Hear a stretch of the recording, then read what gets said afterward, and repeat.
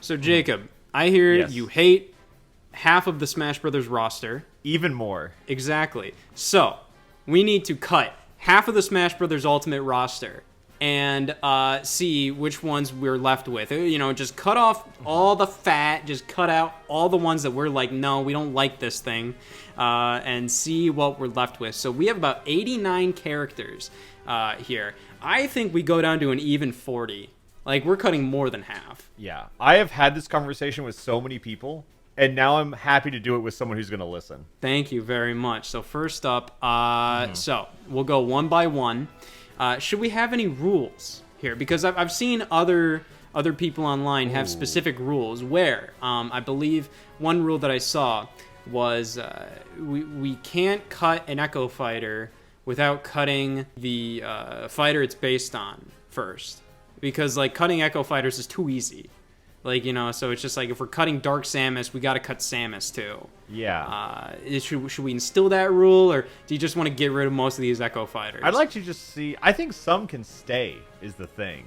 Ooh. Because I feel like in a new Smash Brothers world... Because this is kind of what I'm thinking. It's like, we're not making Smash Ultimate. We're making, like, Smash Ultimate 2, Like, Exactly. so many of these characters have outdated movesets, especially, like, in the 64 era. Like, I feel like the punches and kicks are just too much from, like, Donkey Kong, Mario, Fox. Like, it's just very samey movesets. Like, even Kirby, for some reason. I think, like, give Mario his Odyssey moveset. Give Link his Breath of the Wild moveset. I think a lot of these can stay, but... we can go one by one. Yeah, Want to talk about Mario? Yeah, I want to talk about Mario first off. So, let's talk about Mario. First off, Mario feels like this disgusting amalgamation of everything from, like, Mario 64, and just feels like he's stitched together with, like, random things from future games. But, he's Mario. You can't really do much about that. You need Mario in the game. I think it's crazy that in Brawl, they were like, we're going to reinvent Mario, and just gave him Flood. It seems like a very out there thing to just have, considering, like, since then, that's pretty much been Mario. I mean, like, the only thing they really changed in Ultimate was some of the taunts and some of the idle Cappy animations. Appears. Yeah, that's the that's big pretty Mario much it. taunt. Like, okay, that one always confused me as a kid, which was stupid, but like, I always thought, like, it's just like, oh, damn, is this some kind of power-up? I think the current taunts, honestly... I feel like the current taunts are a bit of a downgrade. I think the thumbs up one is funny. I do stand by that one. But I don't know. I wish we got the thumbs up and the big Mario. Because I think it was funny because his whole hurt box would shift up with the taunt. So it was pretty bad, all things considered. And then I think in, like, Melee, it was the longest taunt. Maybe Young Link's Milk was longer, but it's like one of those two. They're pretty egregiously long taunts. They got rid of Fire Mario, which was odd. I remember like a theory. It was in Wii U though. Yeah, it was in Wii U, but I remember a theory going into Ultimate that was just like, what if they make Fire Mario his own character, like an Echo Fighter of some sort? And I was just we have like, 3 Links. Why do we only have 2 Marios? Yeah, exactly. Oh, I got something to say about that second Mario. But I do feel like, unfortunately, as much as I wanna have some jokes, goofs, and gaffs, I think we gotta keep Mario. Unfortunately, I do, but I think we got to give him, like, the Odyssey moveset in my mind. Yeah, well, I mean, like, I think there's so much more you can pull from throughout Mario's entire history. I There's think, like, not the Galaxy really... spin is, like, as iconic as all the other stuff. Well, they could have. He still has, like, the Mario Tornado as, like, one of his moves. It was like, now it's like his down aerial, right? Yeah, they changed the little leg twirl. Yeah, so it's just like they could have very easily. I think in, like, one of the fan games, like Super Smash Flash 2, they made the Mario Tornado like a Mario Galaxy reference, where, like, the Luma popped out of his hat. That would have been, like, a very easy reference for him to throw in there. But alas, Mario's moveset has always been a bit standard. But you know what? I think he's safe for now. 64 was, like, just the home of punches and kicks. But yeah, I think Mario's safe. I think Donkey Kong. I want to keep Donkey Kong safe too. Really? Wow. Really pulling some punches with that opinion. Yeah, hot take.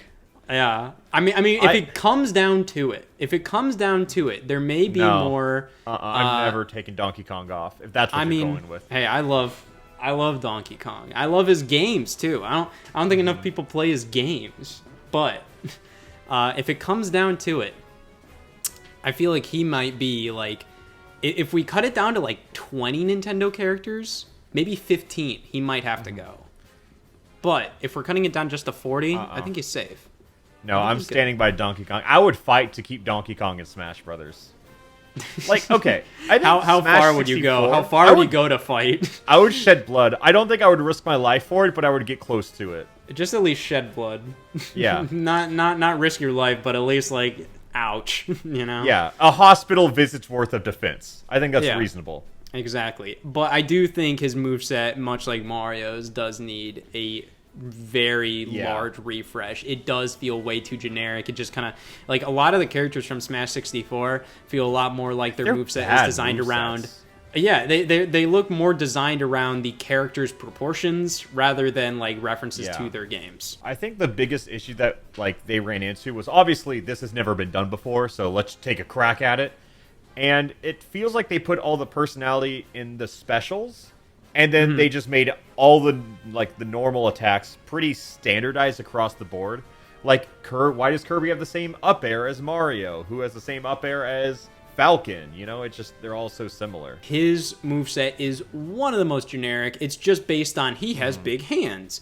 But it's Donkey Kong. You can't do anything about that. You know, it's just like it's one of the best excuses in the book. He's Donkey Kong though, so it's just like we gotta keep him, unfortunately. I'd say like what Smash 64 characters would we even want to remove? Because I think most of them are like Nintendo staples. And we can just kind of assume that they're staying. But who do you want to remove from the 64 era? Well, I think if it comes down to it, you know, because like the core 12, the original 12 are some of the most like, it's just like, these are Nintendo's mains, but there's a couple that I think have definitely fallen from grace. I think Fox would be one of them. Not as in like, I'm not saying let's cut Fox immediately, but if it comes down to it, I think it makes sense. You know, it's just like how relevant is Fox to Nintendo's current... Fox and like Captain Falcon are kind of those like quintessential Smash Brothers characters, but I do agree in the overarching Nintendo world, they don't really serve any relevance because like everyone always talked about like, you know, you have your Samus, your Mario, your Link, your Kirby, but honestly like a lot of those IP representation has kind of been shifted to like Animal Crossing, Splatoon, you know? Yeah, exactly. Where Nintendo like wholly owns Star Fox and F-Zero, like they can make them like Animal Crossing and Splatoon, where it's just like you see in promotional material, like I think on like the Nintendo NY store, there's like this banner with like the Nintendo characters walking, and that one is like it just has Mario, Link, you know, the Animal Crossing characters, like probably just Isabelle and like Tom Nook, and then, you know, Inklings from Splatoon. And that's pretty much it. Where, you know, like I think a lot of people who aren't in the know might say it's just like, why isn't Kirby there? Why isn't Pikachu there? Why isn't, you know, like any of these characters? Because like Nintendo doesn't wholly own them. But Nintendo wholly owns Fox and Captain Falcon. They can put them on that poster. They just choose not to. they don't want it's to, a conscious decision. I think, honestly, I'm fine. We can get rid of Star Fox. We can get rid of F-Zero. I don't think that's a hot take. Star Fox takes up 3 damn characters on this roster, and I don't think these characters really represent Star Fox very well at all. Like, nobody really thinks immediately, like, it's just like these, like, when these characters were implemented in Smash 64, like, it's just like having these characters on foot and whatnot, you know, like, just isn't very indicative of their games. Fox and Falcon are really just like Smash characters, you know? Yeah. That's all they really are. There was like an on-foot unlockable multiplayer mode in Star Fox 64, but nobody cares about that. Like, it's just like you're taking these characters that are well known for being inside ships, both the Star Fox characters and Falcon, and like they just feel like Smash Brothers characters, like you say. So we'll put the X over these guys for now. Maybe if we go back and there's better options, we have some. I'm ready to hit the cutting room floor. I'm ready to just cut whatever. I don't even care anymore. I don't care. Let's get rid of Jigglypuff. Yeah, because Jigglypuff is just there. Jigglypuff is there because of seniority. That's it. Yeah, we have 1,000 Pokemon. Like, okay, in this new Smash game, hypothetical, like, there are new Pokemon to add. So, like, let's not harp on Jigglypuff. You know, we can keep Pikachu, you know, that's the mascot. That is Mr. Pokemon. That's the big boy right there. I do agree. But of course, we both skipped over Ness. Yeah. But like, I feel like we can maybe keep him for a little bit. I think his inclusion is unique enough. I think you might want to have that niche Nintendo representation. But I'm also, you know, like if once again, if it comes Lucas. down, I don't think we need both. Well, obviously Lucas would be the one to cut. Yeah. You know, because it's just like his game only released in Japan. Ness at least is he like the only Smash character who isn't released in the States. I mean, like Roy, sort of, but not. Oh really. No, you're right. You're right, Roy. Yeah, like that's FE7 kind of like was American, but that's like not. Yeah, there might be like one more. I don't know. I don't think like so. Richter's game kind of came out here a couple times, but it originally was only Japan. So, I think it's Lucas, but yeah, I think Dark Samus, right? We do get rid of Dark Samus. Well, do we want to instill some rules? Because like when we get into Echo Fighters, that's a little too easy to chop them off. So if we get rid of Dark Samus, we have to get rid of Samus. But we could get rid of Samus without getting rid of Dark Samus. But just to make things harder. I think we should keep Chrom above like every other Fire Emblem character. So like that's why I want to have that talk when we get there. Well, we get rid of Chrom. Oh no, we keep Chrom, but we get rid of Robin just so then that really annoying thing I don't like is removed from the game. Yeah, I hate that. Like why? Because they didn't change it from Smash 4. That's it. Yeah, it's just like they forget. They forget. There's so many other instances where it's Sakurai's just like, oh yeah, we made sure that when this character's in play, this assist trophy doesn't appear, or this final smash is different, except for Robin's final smash. What is it? Alucard can't appear on Wii Fit because there are mirrors there? Yeah. So That's so cool. They thought that one through. But not Robin and Chrom. I don't get it. I don't get it. Yeah. I think okay, fine. We can get rid of the Echo Fighters without that little rule. I saw a couple people use that rule. Whatever. Dark Samus is one of those characters that's kind of just included, just to kind of like I feel like Dark Samus was kind of just requested just because like this would make sense, not because anybody's actively like god. Dude, they got added for the same reason Ken did. Like Ken's a great character, but he's like the Echo Fighter of Echo Fighters, and he's like barely an Echo Fighter. Yeah, like it's one of those things where it's like this character is just added to bring more Metroid characters in rather than what does this character bring to the roster? What does this character say? What does this character do in their game that's like really impactful? Like it's more so like it was easy to add, and I feel like people requested Dark Samus because it was just like it was like, why not? You know, I think if you asked me like a year ago, I'd probably say, yeah, let's cut Samus too. But I think with Dread coming out, I don't think that was enough. But knowing that Metroid Prime 4 is on the horizon, that makes me be like, yeah, we should keep Samus. Yeah, I would say, I'd say Samus has enough notoriety throughout all of gaming, as in like, you know, like she's just had some of the most impactful games of all time. You can just look at like Super Metroid and Metroid Prime as like. But Zero Suit's gone, right? Yeah, because it's just like Zero Suit felt more like an invention for Smash Brothers, just to have like another little thing for Samus to do in Brawl. I mean, because Final Smash, and then you get a new character. That's kind of cool. Yeah, now it's just kind of like, okay, well, I mean, like it's a decent character on her own, but it just kind of feels like. It just kind of feels like, you know, like it's just another Samus. Obviously, they're vastly different from each other, but yeah, I feel like we could. I mean, might want to have that debate though. I don't know. Okay. I think Zero Suit is different. It's not like I'm keeping Mario and Dr. Mario, you know, or Link and Young Link and Toon Link. Where, like, even though Toon Link looks vastly different from both of them, like, it still kind of follows a lot of the same design elements, where Samus and Zero Suit Samus look completely different, but they are the same character. The biggest thing is that you have to keep in mind a lot we could make this a very slow game with how we're balancing, right? Because removing like Fox and Falcon, and like those are like the speedsters of the game, and realistically, there's a timeline where we cut Sheik, we cut Zero Suit, and it's just like now all of these like more referential characters are just like slower, like young Link, or you know what I mean? Like it's interesting because a lot of the faster characters pull fewer references because it's just normal punch, kick, whatever.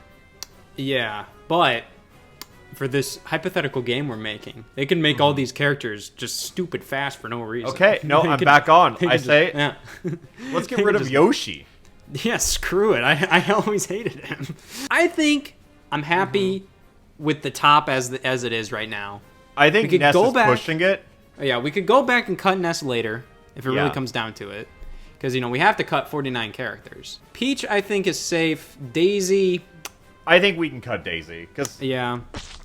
like, Mario... I mean, even if we really wanted to, like, we wouldn't cut Luigi, but, like, you could. Yeah. We won't, you could. But you could. I think Daisy is, like, that same argument, but a little bit easier. I want to cut Ice Climbers. Oh, yeah, Ice Climbers... Like what are they doing? what do they represent other than like an era that has already been? Yeah, like you already have Duck Hunt to represent that 8-bit era. I think you're good. I mean, like Ice Climbers is kind of like, you know, kind of championing the often forgotten games, but it's just, Duck Hunt represents like three games in one. You have like multiple references to multiple of the NES Zapper games. So I feel like Ice Climbers was still in kind of that era of Smash Brothers when they would make movesets, and it wasn't like the most like super referential thing. That I mean, they would still they were better about it. That they're like there's two of them. Like there's not another character like that. And the one thing like I do when I see like the new Smash Brothers game, I think like out with the old and with the new. You know, like I was pretty confident that Steve wasn't coming to Ultimate just because whenever they inevitably make Smash 6, that's going to be like put Steve on the cover kind of game. You know, like we're gonna have, like that's when we put Fortnite only Jonesy thing on in. the cover. That's when we put Freddy. Yeah, yeah. Like only damn character in the game. It's just Steve. I mean, at this point, he might as well be. Yeah, I think we can cut Ice Climbers. If we're cutting 49 characters, we gotta start cutting some soon. Sorry, I think it was amazing to see them back during that Smash Ultimate teaser. That was like, oh such yeah, a good reveal too, because you see Ice Climbers, you're like, they're back. And then everyone's back. But it gave you a moment of just like, oh, this one character is back. Wolf's back. That was such a fun like time. It was still kind of in that like rush of getting off the Nintendo Switch launch, and 2018 wasn't like the greatest year for like the Switch. It was really filled with ports, but it just you had that feeling of like just building up to Smash Brothers. It was the ultimate year. Brothers. That's what the entire year was. Like every Nintendo Direct, people waited for the new character announcement and everything like that. And they went full steam ahead because I remember they announced Simon, Richter, Chrom, Dark Samus, like and 5 K. damn Rool characters all in the in same one trailer. Yeah, they did like so damn many of them. It was crazy.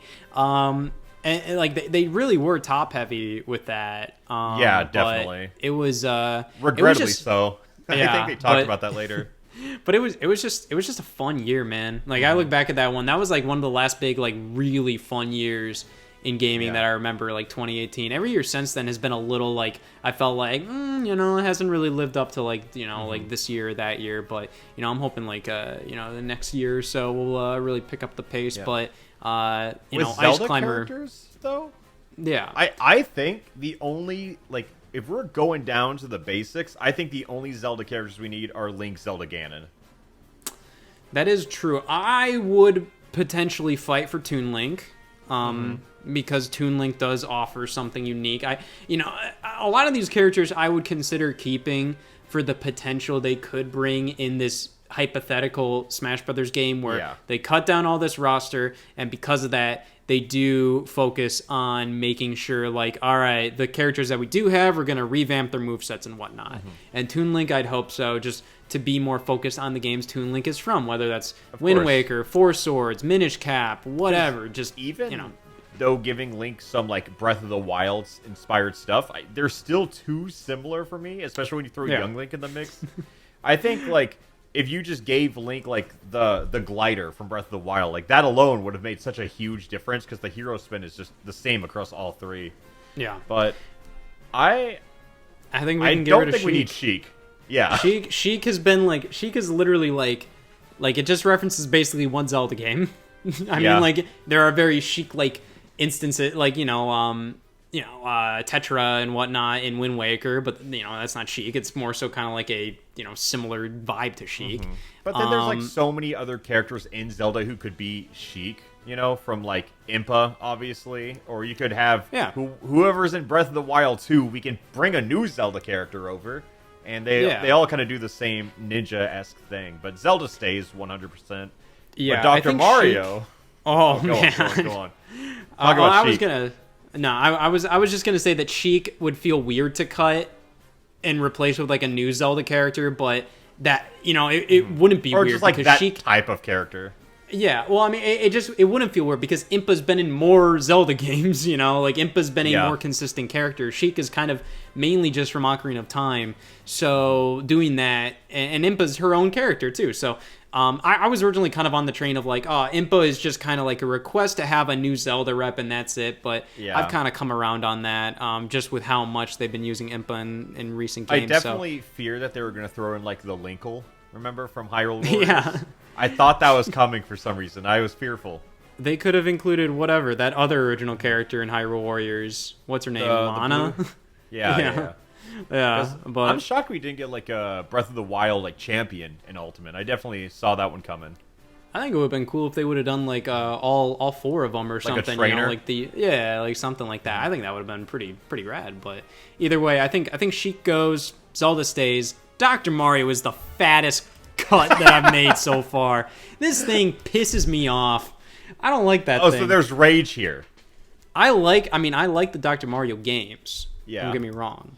I like the concept of Dr. Mario, but the problem is this character's always been just a dumbass clone of Mario, and they don't do anything. I think the down air in this game is hilarious. His little Dr. Stomp. Yeah. But it's just like you could reference so much stuff with Dr. Mario. You could have made his Final Smash like a game of Dr. Mario, but no, it's just the Mario finale with a giant ass pill. Okay, so my biggest issue with Smash is, one, we could have gotten a Dr. Mario stage, right, with all the pills. Exactly. Falling. That would have saved the character. But I think with all the we've had stages in Smash that don't have character representation, like Electroplankton, right? Yeah. I am. we need an Electroplankton character. Yeah, exactly. Yeah, that's where I'm going with it. But how in this gaming crossover do we not have a stage of one of the most selling games of all time of Tetris? Yeah, we have Tetris music in Smash. Yeah, you have the music. Long overdue. It's really weird how Nintendo is just so like they only reference Tetris when they really want to, because it very much feels like a licensing thing. They don't want to pay the license or anything. They also have Tetris Spirits in the game. You have Tetris Spirits in the game too. Do. It's a weird relationship of, honestly, Tetris alone is a very weird history, but I think that deserves a spot in the gaming crossover of the century. Mm-hmm. Well, it's weird because like even on like the NES Classic edition, they didn't include Tetris on there, but Sega went out of their way to like pay for the Tetris license for the Sega Genesis Mini. Tetris was included on that, and that damn game never even officially released. They were just like, oh yeah, let's put Tetris on this thing. I don't get it. Nintendo just doesn't want to deal with Tetris sometimes. So whatever. I agree with you. Dr. Mario pisses me off. I'll let you have that. Yeah. Incorporate the damn viruses or something in his moveset, or at least make him part of his taunt or something where it's kind of like Pac-Man has like that, like his down smash with the ghost. Like you could have done that with the viruses. Easy, and it would have looked more like it would have looked more natural with Dr. Mario because the viruses would have more look like they have more weight to them. They look like these pudgy ass little things. Not like the 2D motionless pixel sprites. Yeah, they don't like they would do anything to you. I'm just like, I don't know. I don't like. I'm fine with Dr. Mario as a skin, or potentially like if they actually want to give him a unique moveset, fine. But no. Dr. Mario's on the cutting room floor for me. I think a skin, that's nice. I'll accept a skin because that's what like Project M did, like same character, but different skin. And I think Pichu. Yeah. No chance in hell. No chance in Pichu's hell that gone. thing is making it out alive. I think, like, it's cool from the perspective of, like, all right, you're bringing back everybody in Ultimate. That's They awesome had to bring that back Pichu's Pichu. But that is awesome that Pichu's back because everybody else is back. Like, you remember in Smash Wii U when that When they leak brought back came out? Roy? Well, I mean, just that leak came out for the Smash 3DS on that select screen, and everybody Yeah. saw Dr. Mario, and they were like, "Why?" You know, it's just like that's People kind thought of it the was feeling. fake because of the Dr. Mario, which is the funniest part. It was the Little Mac over Shulk, Yeah, and then it was the Dr. Mario. They're like, we're not adding Shulk, we're not adding Duck Hunt, we're not adding Dr. Mario. Fake leak.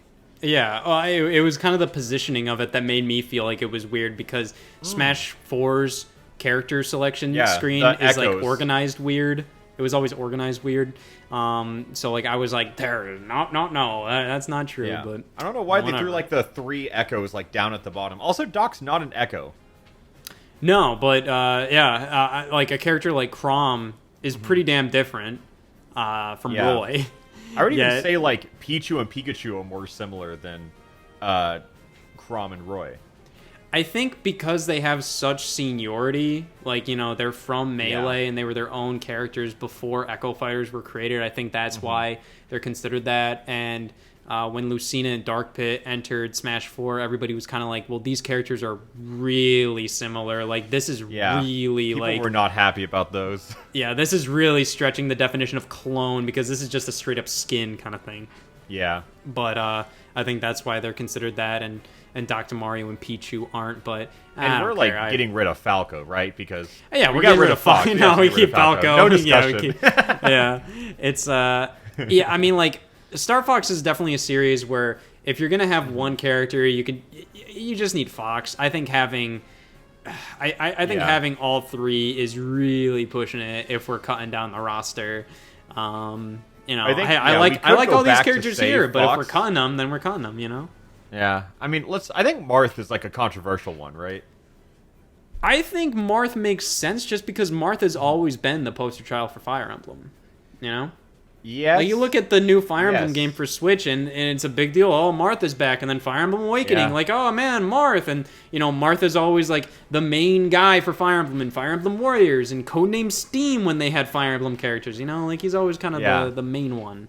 I think my argument held more water before Fire Emblem Engage was announced. Because I think in a lot of the promotional material, what Marth is used to be, they've kind of done the same with Chrom in a lot of Yeah. ways. Not only is he just like blue-haired Fire Emblem Lord, but it feels like Awakening was a huge turning point for the series.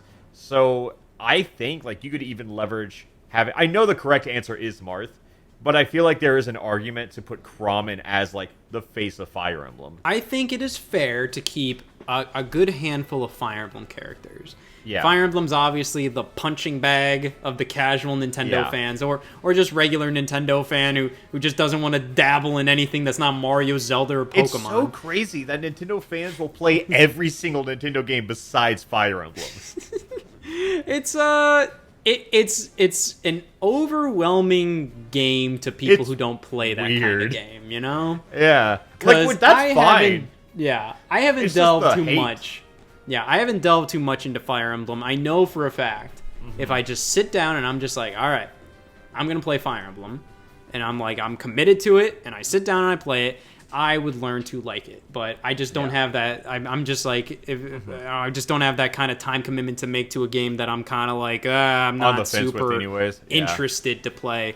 But I know for a fact, like, it would be good and I would like it. But you know, it's just it's easy to make fun of just because in Smash Brothers, you know, we have like, what is it, 8 at this point? Yeah, like 8 you have characters. like 10 Pokemon, 8 Fire Emblem. Yeah, and Mario's a when Byleth weird was thing. announced, like, Yeah. for somebody who doesn't know Three Houses, I mean, even in general, like, it's just like, you know, a lot of this is like, oh, character silhouette, like, how much does this character stand out? Byleth does not stand out if you have Marth and Chrom and Lucina Yeah. and all these other characters there already. So I think, you know, that's kind of the main problem. But Just like a little spoiler on who I'd keep in Fire Emblem. Like, I'm not looking at who has the most interesting and unique movesets because that's honestly the player characters of like Rob and Corrin, and I don't think those are necessarily like worth keeping. But I do think that like Byleth has an argument, despite being like, you know, in Three Houses, because that's like the Fire Emblem that people actually played. Fates was always controversial. It is one of the most disliked games in the fandom. You know, people don't really. I've just seen a lot of people say they do not like Corrin. They do not like the game Corrin is from. Yeah. All of that. Not saying that Fates is overall like a bad game, but more so it's one of the pretty least tropey. I think is like why a lot of people don't like it. And they also did, you know, like I mean, I saw your video on it. It was just why did they do a dual release for it?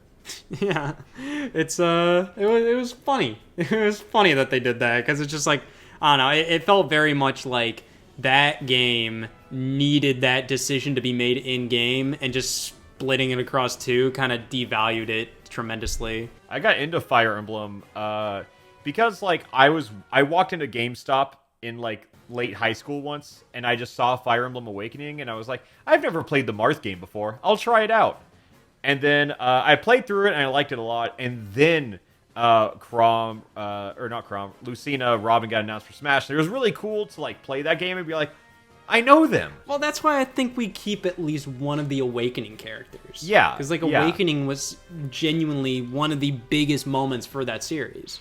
I think Robin is the most interesting moveset of all Fire Emblem characters. But I'd say Chrom is the most iconic from Awakening. That's the thing, you know? yeah. Yeah, no, I'm with you on that. And Well, also, I'd say Hero we kind of does the same thing. Hero? Yeah, we agree with Lucina. Yeah, get her out of here. Yeah. And then get Young Link out of there, too. We don't even have to really... Yeah, we don't even have to discuss over that one. Yeah, that one's just unnecessary. Like, it's cool that he's here because of Ultimate, but it's also like, I was just like, come on, guys. Yeah, you know? the shtick is there. Ganon stays. Yeah, you know, you need that major Zelda villain. Do you remember in like Smash Wii U when people were saying just like, oh, they're gonna cut Ganondorf and replace him with Demise? And I'm just like, what are you talking about? It's so crazy how people like treat those legacy characters. Because I remember people, I mean, in an era like Smash Wii U, Smash Brawl, Smash Ultimate, like they're not cutting Falcon, right? And every single game, people were terrified that they were going to. Because I remember Falcon didn't appear until the Lucina Robin trailer. And that was what people took away from that trailer. Not these two new Fire Emblem characters, but that Falcon is in the game again. Yeah. It almost felt like they had to do... They were like, all right, I don't really know how many people are really going to care about this unless we announce Captain Falcon is here. Yeah, which is in funny. addition to them. And he's still not Falcon Punched in a trailer. Fun fact. Damn. Still. Yeah. That's sad. He always gets interrupted before he says punch. Which other ones did he do that in outside of the...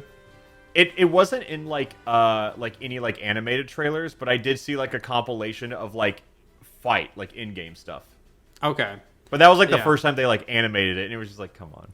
Mm-hmm. I was wondering if maybe it was like in the opening movie to World of Light or something. I don't think so. No, I don't think so.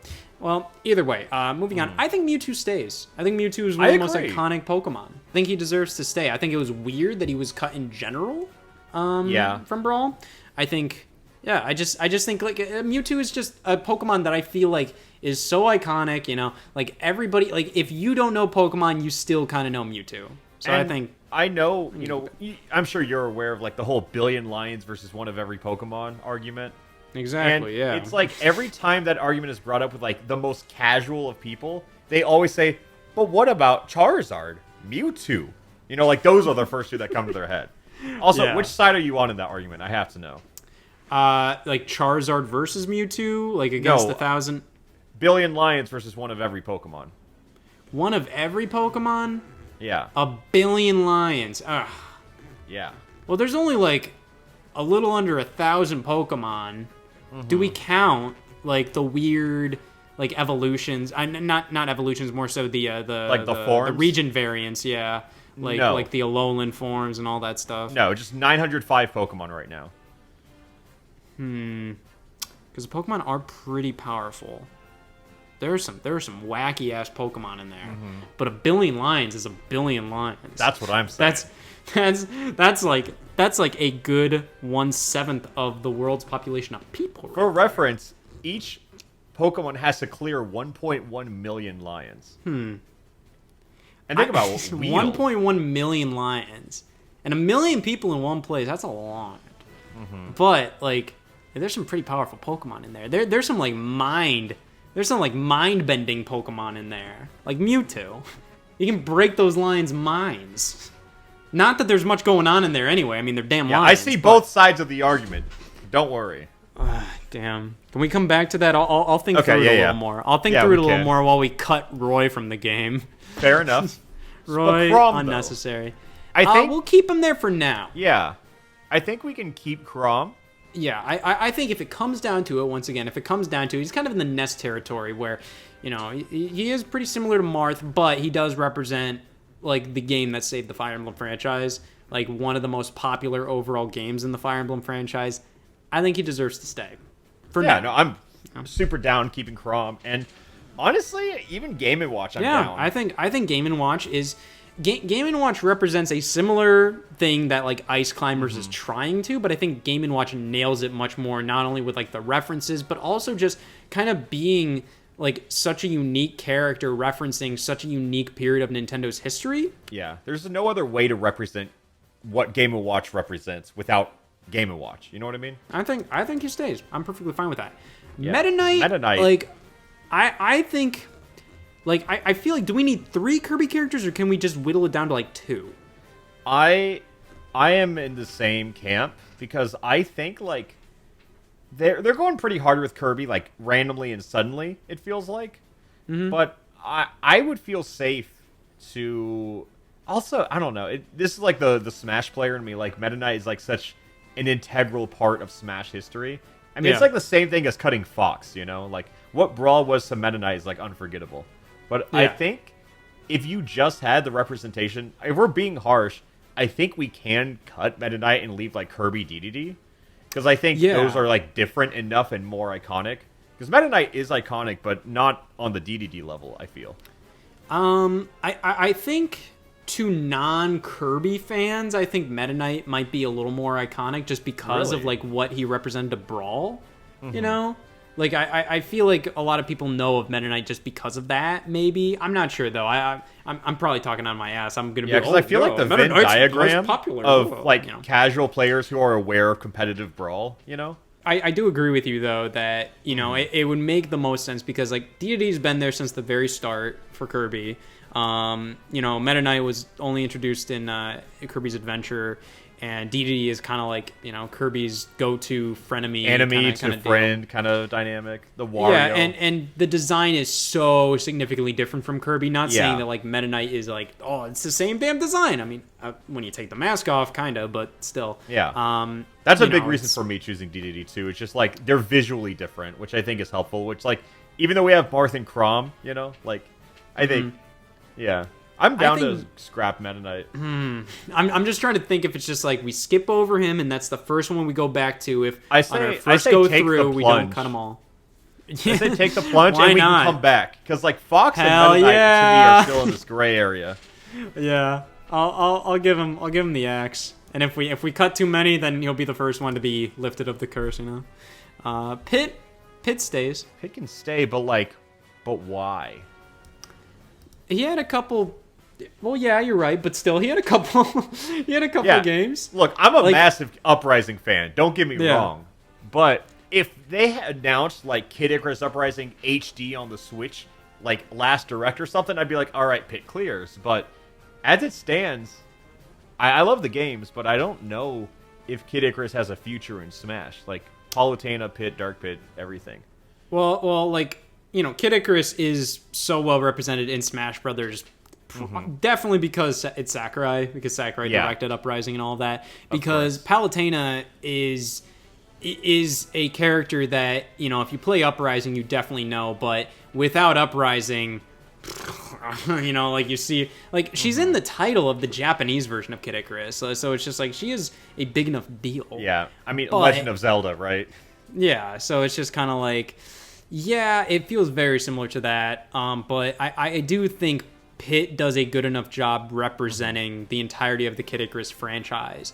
But without Uprising, it does kind of feel more like when you're scraping the bottom of the barrel and you need to have more characters for Smash Brothers. Oh, there you go. Here's one character that we haven't used in a while and represents a series that we haven't touched, but I think fans would enjoy. Like, that's what Pit feels like without Uprising. With Uprising, I think obviously he stands a lot better. But Uprising's also 10 years old at this point too. I think Pit, that's kind of like what my point is. Like, most of the characters that we're letting stay have like this strong legacy of like Kirby, Yoshi, Pikachu, and stuff like that. And the ones who we're keeping that are a bit more niche are like Game & Watch, Ness, Crom, and I don't think Pit is on that level personally. But I do feel like he's unique enough. I do agree with that. He has a unique enough design. He has a unique enough moveset, all of that. Yeah, but it's just like, I feel like Kid Icarus is a better game overall, like the original. It's not great. It's not amazing, but it's a game that I think most people can go back to and be like, that's fine. Where Ice Climber is something you play once and you're just like, all right, I'm good. I think on the next, if we get to the end and we're like, I think Pit's the hardest screwed. maybe I have, though. Yeah, I say we keep him there. And I might have the same debate for Zero Suit at the moment just because of how unique she is. She may be the exact same character as Samus, but she's entirely unique in terms of design, moveset, all of that. I think I can entertain, like, the Samus Zero Suit Ridley. Like, even though Ridley's a newer addition, I think it's just long overdue. It has a deep culture in Smash, despite only being an Ultimate. And I think just, as you were talking about with Samus, just the impact of, like, Super Metroid and everything like that, I think Ridley and Samus, like, I would pick over Zero Suit, but I think Zero Suit can also stay. I would say that, too, mainly because Zero Suit does feel more like, well, Zero Suit was obviously in the Metroid games. It feels more like something that was more so made for Smash Brothers rather than like, wow, Zero Suit Samus is such an integral part of the Metroid series. Because, like, in the last bit of, like, Metroid Zero mission, you're playing as Zero Suit Samus. But, that's on a Game Boy Advance, super pixelated. It's not like, oh, damn, like, oh my god, like, this makes total sense. It feels more like, oh, this would be cool for Smash Brothers. Let's put Zero Suit Samus in there. I think all, like, Metroid characters are super unique, though, like, in Smash. Yeah. I think they stand out well. I'm down to keep Zero Suit. I think it's a much easier yes than Pit. Like, I am still heavily on the fence with Pit. I would say I'm a little more on Pit's side than Zero Suit's side. Smash 4's roster is a lot of cuttable. Yeah. It's super cuttable. Yeah. Look, we can keep Zero Suit, and then we just keep Wario, right? I think Wario definitely stays. Snake has always been a weird one. Yeah, I think he's the least Smash Bros. Character. Yeah, even now with all the other garbage we have now. And like 2007 on like Brawl Dojo, I remember waking up and just thinking, what? I think it's amazing that he's here. I think he's a part of Smash Brothers history, but it was always strange that he was always kind of like the first third-party character, It's weird that it wasn't Sonic. It's weird that they were like... It's weird that Sakurai had reservations against like somebody like Pac-Man or something, Like, that just seems like the most like obvious, like, get a character to include in Smash Brothers? That guy, Like, it's just everything like, about Snake feels weird. Because it feels like, let's say Snake was never added in Brawl, he would be on like people's DLC wish list in Ultimate, but still not that high. Yeah, he'd be like a Dante. Like Dante exactly. from this game, where it's just kind of like, I don't really think if we didn't have third-party characters already, people wouldn't be begging for like Dante or Travis Touchdown like or Sonic. All those people characters. Were begging for Sonic at the time. Yeah, and people were begging for Sonic and Melee, and I wasn't around for the Melee. All the Melee after Melee speculation before Brawl, but I don't think many people were going like, oh damn, Snake. What if Snake was in the game? I was very online through this period because this was like when Smash Flash 1 happened, Yeah. And like before Brawl came out, I was grinding Smash Flash, and they added not just Sonic but Super Sonic to that game, and then like Tails, Knuckles, and then 2 Sonic OCs. Which is insane. Everyone wanted Sonic. I mean, think of like all the Sonic and Melee rumors on the playground. Like, people were convinced that the character was a Nintendo character because like kids don't know this, but like Sonic was so integrated on the GameCube, right? So everyone kind of just thought, yeah, he's a Nintendo character. Yeah, I think Sonic stays. Now it would be really interesting to do cutting half the roster of Super Smash Flash 1 and see how many of the Sonic OCs we keep. Mr. Incredible stays. What do you think about Ike? Because Ike is one of the more unique Fire Emblem characters. 100%. I mean, at least out of the ones that we've gone through so far. So and he's also been a part of multiple games. He had two games, and he's also cameoed in other ones since then. So it's interesting. I think Ike. What do you think about Ike? I think like cutting down the Fire Emblem roster from 8 to 4 is still like a pretty good job, well done. I know some others might make it go like 8 to 0, but I think Ike is super unique and he stands out as a character, right? Like more so than Roy. I mean, Roy is our boy and all that, but I think like Ike as his character, it's just different. And it's so interesting how like Roy was a clone of Marth and now Chrom is a clone of Roy, but through all like this distillation, Chrom is like an entirely different character than Marth. You know what I mean? Yeah. And I think so far, like doing Marth, Chrom, Ike, and then one of the other Fire Emblem, I could imagine keeping either Robin or Byleth and potentially leaving that slot as like, hey, the next Fire Emblem character or something, like, as in, hey, this slot is kind of open for whatever the Colgate next main character. I'm down to keep Ike. I think Ike makes sense.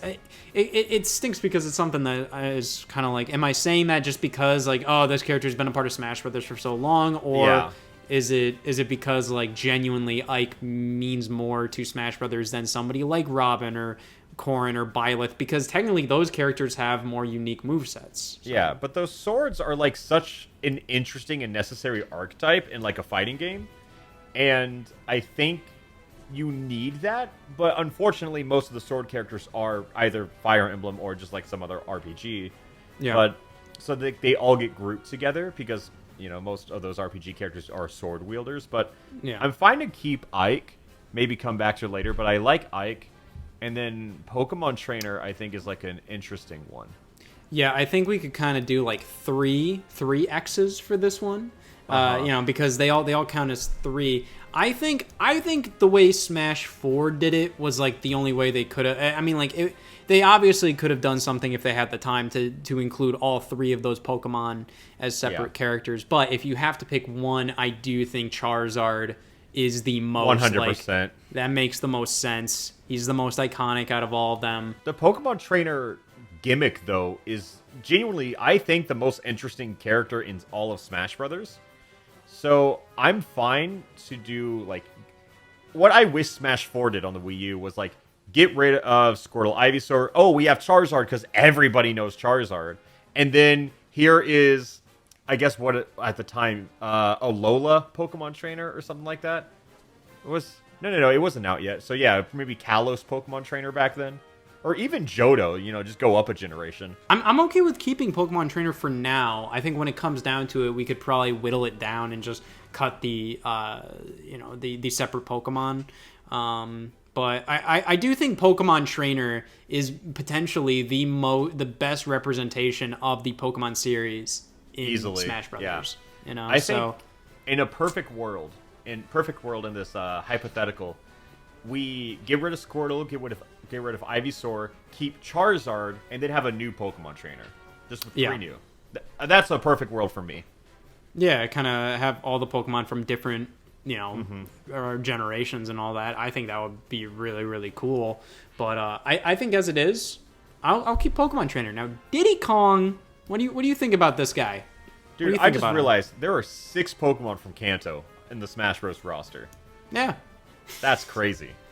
I mean, like, it always kind of comes down to, like, what's been the longest mainstay, because even then, I'm looking at Greninja, I'm looking at Incineroar, I'm like, I don't know how much longer these guys are going to last, Those are, like, seasonal gimmicks, right?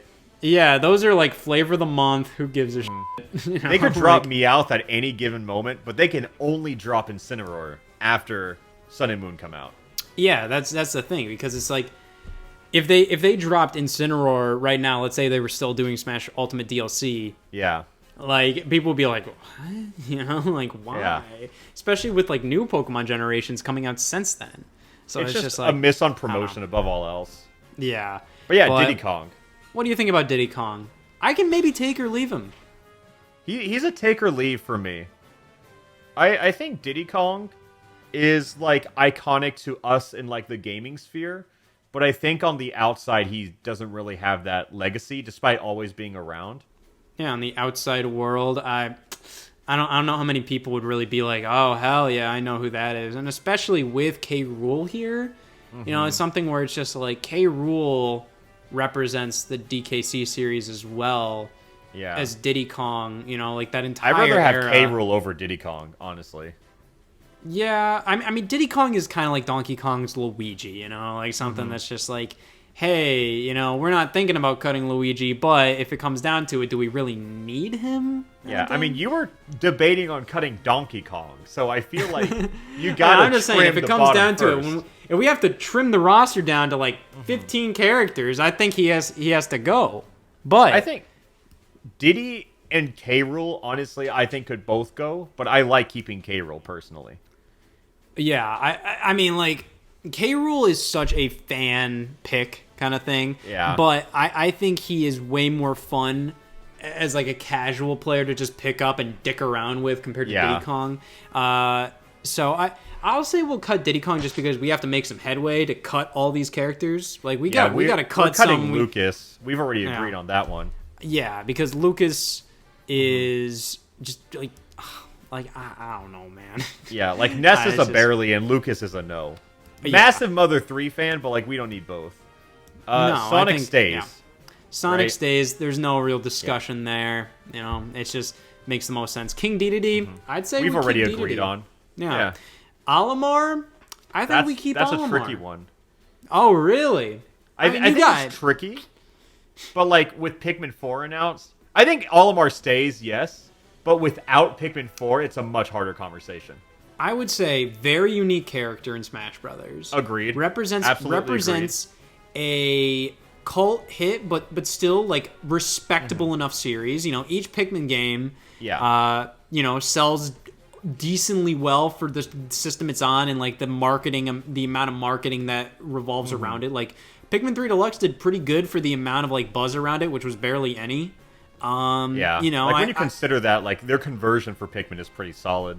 Yeah, so it's just like I think it's a respectable enough series popularity wise. I just think Nintendo's had a weird time trying to push it. And I think Olimar is again like one of the most unique characters in Smash Brothers. There's no character really like him. No, absolutely. So I'm on board with. I would argue he would stay. No, I'm fine with that. I'm fine with Olimar staying. I just think like it's just such a tricky character because. One in the timeline, I do like how he has like Alf, and I don't even know who the protagonist is of like Pikmin 4, but I'm sure they would get the same treatment. Okay, can we say we cut Alf? Can we agree there? Does that even count? Are we just like Alf is such just like white bread. Nobody like isn't just like bleh. Like I would much rather like any of the other protagonists. Why not Louis? Why not Brittany or Charlie or any of the other ones, even though they're shaped a little differently? I'm like, I don't know. There's a lot of different shapes and sizes in the other Smash Brothers skins. I don't know, man. I think... Yeah. I'm fine to keep Olimar, though. But what about Lucario, our first not Gen 1 Pokemon? I think if you have Mewtwo, like... obviously Lucario is unique, but it's also kind of another one that's very similar to, like... I think everybody was expecting Lucario to get cut after Brawl, and when he wasn't, everybody was a little surprised, Like, when he was announced, people were like, what, he's back? Like, it's just like, okay, Because in my casual mind as a kid, it felt like, oh, we're keeping Marth, and we're going to keep rotating out the secondary. Like, I thought we were going to, we have Roy, now we have Ike. And then I thought in the same brain when I played Brawl, I was like, oh, we had Mewtwo, now we have Lucario. Like, I thought that was going to transcend into future games. I think Lucario is kind of a weirdly designed character because, one, like, the aura is interesting. That's a very unique mechanic. But the other thing is, like, he kind of feels like he was designed in the 64 era. Just with all of his attacks and everything. Like, he does have a projectile like Samus, or Mewtwo or something like that, but it's all just like punches and kicks. And I think Lucario is a bit uninspired compared to the other characters. I think Aura is cool, but everything, I'm on your side. Yeah, we can cut. Yeah, it's just like you don't have to dance around it. We're cutting his ass. He's cool. Yeah, I think he has a cool design, and I think he represents an era of Pokemon that it deserves to be represented. The problem is, like when we're getting we're getting around to it. I'm just like, I don't know how many more of these characters can really stay. Rob, I have a lot of love for Rob, but at the end of the day, I'm scrap Rob team. Yeah, I mean, like, I loved Rob in Brawl. I thought he was awesome, but like when it comes down to it, tormenting to hear. I think it's interesting because he's like the first non-video game character in Smash, and the only, really. Yeah. But I don't know. I think it's a weird inclusion, and I think Game & Watch kind of covers the weird abstract pick, especially if you're trying to bring them all into like a new game. I mean, if we really need somebody to represent that NES era, I think Duck Hunt does a more than respectable job. Duck Hunt isn't like my favorite to play as, but I do think like overall from a character perspective, I think Duck Hunt makes the most sense to stay to represent that old school 8-bit era. Because like Rob and Ice Climbers kind of represent the obscure side of it. And I love the fact that Rob is an accessory, but even then, like, they don't really do much with his moveset other than just like he and I think this is kind of cool. He does kind of feel like you're playing with him as a toy in the game, where it's just like, oh man, he uses the gyros from Gyromite. He's flying, oh man. But like, he doesn't actually really reference any of the games that use Rob, which would be completely easy considering like there's only 2 of them. So it's just like just reference his damn games. But I don't know. I think we can cut him. I think Rob was a really good introduction. I feel like how they introduced Rob was probably like they made Subspace first. Actually, I've never thought about that, but I'm convinced. They made Rob like an enemy in Subspace, and they were like, isn't this fun that we brought back Rob and have a finished moveset for him? Wait. Yeah. I hope I'm that's convinced. The case. That's the headcanon now. They got really into Rob for a second there, especially with Mario Kart DS and the Sword. Oh yeah, that was a weird one. Yeah. You were defending Toon Link earlier. Yeah, because like he does represent a side of Zelda that is not represented right now. And I think it's really cool that at least in Smash Ultimate, even with all the characters that we just cut, they do kind of represent, they all kind of separately represent different eras of Zelda or different games. Where like Link, Breath of the Wild, Zelda, Link Between Worlds, and A Link to the Past, Ganondorf, Ocarina of Time. Sheik still kind of has that Twilight Princess-esque design from Brawl. 4. Yeah, and Smash 4. So sure that, but Toon Link and Majora's Mask with Young Link, Toon Link represents Wind Waker. I think Toon Link is so aesthetically different that he does kind of represent that. Though I would probably consider like, if you're gonna keep him, you want to go all the way with the cell shading and make it look like he's from like a completely different game or something. I think the only timeline I do like including Toon Link because like Zelda is a game of several different Links. Yeah, but the reason I'm so against Toon Link because as it currently stands, like the differential line between like Link, Young Link, Toon Link is far too thin to have 3 of them in the game. Like they're in the game because it's Ultimate, right? Everyone's here. Yeah, and I think Young Link and Toon Link are pretty interchangeable, but I do think Link's base moveset is fine. And I know you want to go the opposite way and make Toon Link so much more unique. But I think like if you kept Toon Link the same and then made Link way more Breath of the Wild, I'm sold. You know what? That would make sense. I'd be okay with that. I think, when it comes down to it, I feel like we're kind of beating around the bush here, especially me, just because I'm like, I'm kind of like, hey, this is why I'd keep Toon Link. But let's be honest. We're probably going to go through this whole roster, and we're going to be left with, like, we need to cut 5 characters. He's probably the first to go. Yeah. So might as well just kind of get it done right now. I think there is an argument for Toon Link, but... Oh, for sure. We just did it. We just argued it. Okay, there you go. Yeah. And Wolf, but, gone. Yeah, no argument. Get him out of there. Get him out of there. Now, Villager, if we have Villager and Isabelle, which one should we keep? Or keep both, Dude, I think both, because... it's if you're going off popularity of the series, because what New Horizons is like the second best-selling game on the entire Switch, like outselling Breath of the Wild, Odyssey, and every Pokemon game on the Switch. Like, I think you could even say Animal Crossing deserves like 3 or 4 reps if you really wanted to. Like, I don't think Tom Nook should be just a part of, like, the final Smashes. Like, I think Tom Nook could be his own character, even another character, or whatever. Like, you could have more. But, of course, with Animal Crossing's nature, they're kind of like, well, you know, let's keep it pretty, you know, like, basic and all that. So, I get it. But I really like their movesets. I like how none of them are violent characters. It's like, it's fireworks, it's tripping with the pot, it's balloon flight, you know? It's just... I think it's so interesting how they make these, like, very innocent characters into a fighting game. And I would love to see that more. Still, like, I would like a bigger difference between, like, Isabelle and Villager, because they just have so much overlap, where I think you could... Villager, in a vacuum, is one of the most creative characters, I think. And I would love to see that emulated yet again with Isabelle instead of just copied. Yeah, for sure. I think it's something that's, like...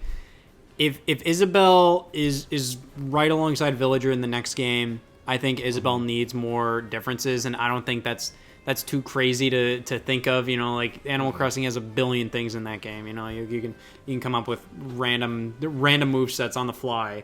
But I do agree with you. I think Animal Crossing is a big enough franchise. It does make sense to have both. If we'd have to cut one or the other, I'm kind of torn, you know? Like, if we end up having to cut one, I'm kind of like, well, the Villager is the most consistent thing across all the Animal Crossing games. But Isabelle is a dog, did you know? She debut in New Leaf? Yeah, she only debuted in New Leaf, so... That's crazy to think about. Oh, yeah. Like, Isabelle feels like the face of Animal Crossing, like, next to Tom Nook and everything. But it's crazy that Isabelle... No, that messed me up. Like, I feel like I knew that, but still saying it out loud, having it confirmed. It's pretty wild, but, like, Animal Crossing is Animal Crossing is about animals. When you think Animal Crossing, which do you see? I kind of immediately go with the Villager. Yeah. Personally, but I don't know. I mean, like, I feel like with all the branding and all the marketing and all of that, like, Isabelle is the face of Animal Crossing. You look at, like, the front of Amiibo cards, Dude. you look at merchandise, it's always about Isabelle. It's never about the Villager. I cut Ness. I cut Mario before I cut Isabelle. Yeah, but we'll keep both of them for now. Yeah, we'll keep both of them for now. Mega Man. I love Mega Man here. I think Mega Man is like one of the coolest characters, just based on how authentic his moveset is. Yeah, one of the best ones. It's just the perfect character to start Smash 4 off, at least third-party character. But it's just like overall relevancy. He's kind of like Banjo-Kazooie. Where it's just like... I agree. It's something where it's like, he's important to like people like us. We're like, oh, yeah, this. But it's just like, in the grand scheme of things, you know... To Steve Mains, I don't think they really see Mega Man and see like the value. Because, I mean, the relevancy of Mega Man, like growing up, like Mega Man was on par with Mario. You know, maybe not to the same degree, but in the same ballpark. Obviously, it's not the same anymore. But Mega Man, for the time, made a lot of sense, and it was the perfect introduction to Smash 4, because Smash 4 is really where we opened the floodgates to third-party characters, and Mega Man was kind of like the first one to be like, oh my god, anything's possible now, you know, not realizing that Cloud was on the horizon, Steve, Sora, and everything. Yeah, I think Mega Man is a great representative of, like, that era. That era of gaming, and you know, with his Final Smash, it kind of represents all of the Mega Mans and all of that. But overall, it's a little more specific to like our kind of group of like people, rather than like the grand scope of like you know, video game fans and whatnot. Be honest, like Nintendo would rather pander to the younger audience, anyways. Yeah. So I feel like Mega Man getting cut. I mean, you could cut Mega Man style of a Capcom rep in, like, Ryu or something, you know? And well, Ryu matters more than Mega Man, you know? It's weird to say, you know? It's a weird hot take to have, but it's also like, you know, Ryu matters more, you know? And Ryu represents something greater in Smash Brothers than Mega Man does. I love Mega Man in the game. I prefer Mega Man, but, you know, like, that's just the truth of it. Yeah, because, I mean... Ryu is still getting new games, and with Street Fighter 6 on the horizon, everyone is excited for Street Fighter 6. Yeah. But it's just like whenever they drop new Mega Man games, like when 11 came out, people bought it for the amiibo. Yeah, I think Mega Man was kind of always that thing where it's just like people just complained and complained and complained, and it's just like Capcom was like, fine, here you go. And Mega Man 11 did pretty okay, but it was also something that was kind of like, it didn't like blow up the sales charts because it's Mega Man. It has its audience, and they we love Mega Man, but it's also like in the grand scheme of it all, I think Mega Man is more of like an iconic character to like us. I think there's an interesting parallel of Mega Man and Simon Belmont, because their original games are hard, and that kind of difficulty is rewarded on the console of NES and Super Nintendo, but it just audiences nowadays want something entirely different, and Mega Man and Castlevania never really made that full commitment to change. Yeah. Obviously Castlevania existed on Xbox PS3 prior, but It's tricky. I really want to keep Mega Man, but it's also I can understand kind of cutting him when it comes down to it. I think Mega Man's the hardest cut we've had. Yeah. Do you think we should do it? I would keep Mega Man over Pit Zero Suit is the thing, because I feel like those were kind of the gray area for us. But I think we can. Damn. Yeah. That's rough. That's rough, though. It does make the rest of the list easier. Wii Fit Trainer, Wii Fit Trainer. I'll keep her. She represents something very unique. And I'm being serious here. And one of the most popular game series of all time. A part of Nintendo history that is really, really there. The Touch Generations line, all those casual games, all of that stuff. That's a big part of Nintendo. And I think that makes sense to stay here. And I don't think the Miis do an adequate enough job of representing that. I don't think they represent that. They're just Miis. They don't represent the Mii games as a whole. They're unique characters overall. So I think Wii Fit Trainer represents that era. I don't think she does a great job representing the entire thing. She just represents Wii Fit. Scrapping Mega Man into keeping Wii Fit Trainer is such an interesting maneuver. But do you agree? I see it. I mean, who sold more sales on the Wii? Wii Fit Trainer or Mega Man? That is true. Yeah. Who took the world by storm more? Who, come on. Think about it. Who called the audience obese more? Mega Man? Exactly. Or Wii Fit Trainer? I wish Ring Fit was more popular, because I wish they would, have introduced that character to Smash. I think that would have been awesome. One time I woke up in a cold sweat because I had a dream about a DLC announcement trailer, and it was during Fighters Pass 2, and they filled 2 slots on the roster with new Mii archetypes. I bet they would do that. I feel like in the next game Archer. Honestly, I would not doubt that happening in a future game. I think that sounds like something to do. They'd cut all these characters first, and then they'd make it. They do that. Yeah, I mean, I felt after Miitopia, they were opening the door for exactly Mii Mage or something like that. Overall, I mean, I would understand if we cut Wii Fit. What do you think? I mean, I have my argument for Wii Fit. Yeah, similar to Mega Man. I wish I could keep them both. You said, hey, I think we should cut Mega Man, but I would understand cutting Wii Fit, but that's my argument for Wii Fit Trainer. No, I do see the argument. I think if we're releasing this Smash game, it's all about we're trying to show you what you know, which Wii Fit does fall under, but it all feels like we're trying to pull on what has legacy or current relevance. Wii Fit Trainer is yes, took the world by storm, but it was a blip in history, I don't think Wii Fit Trainer isn't really the thing that people think about when they think of Wii Fit. I think when I think of Wii Fit, I think of the soccer add ball the balance game board, and stuff. Though. That's what I'm saying. I think okay. How about this? We could cut Wii Fit Trainer and we could leave one of the Miis, and one of the Miis could be a little more refined to kind of represent that era of Nintendo. Yeah. I think the Miis are absolutely fine in their what they are and what they stand for. I think it would just be more interesting if instead of having them separated into 3 classes, just be able to change all their attacks and specials and make it feel more unique and customizable. competitively that's hell, but this is a casual game first and foremost. And I think like if you could do probably not like brawl like sword fighter up air and then like brawler side forward air or something like that, like it'd get messy, but I definitely think like you could just make a more interesting amalgamation of all the Miis and then have some more referential content. Yeah, for sure. So I think it could be something where like we cut the two other classes, just keep one of them or something there. Yeah, I'm fine with that. I like the more generic like Mii brawler too, because then he doesn't have to bring like heavy artillery or anything. Yeah, exactly. And I think that's more representative of like, you know, like, oh man, I'm gonna make myself a Mii in Smash Brothers, and it would make sense to everybody that picks the brawler. Can't believe they debuted them with like Elijah Wood and Ice-T. Remember? And Lincoln.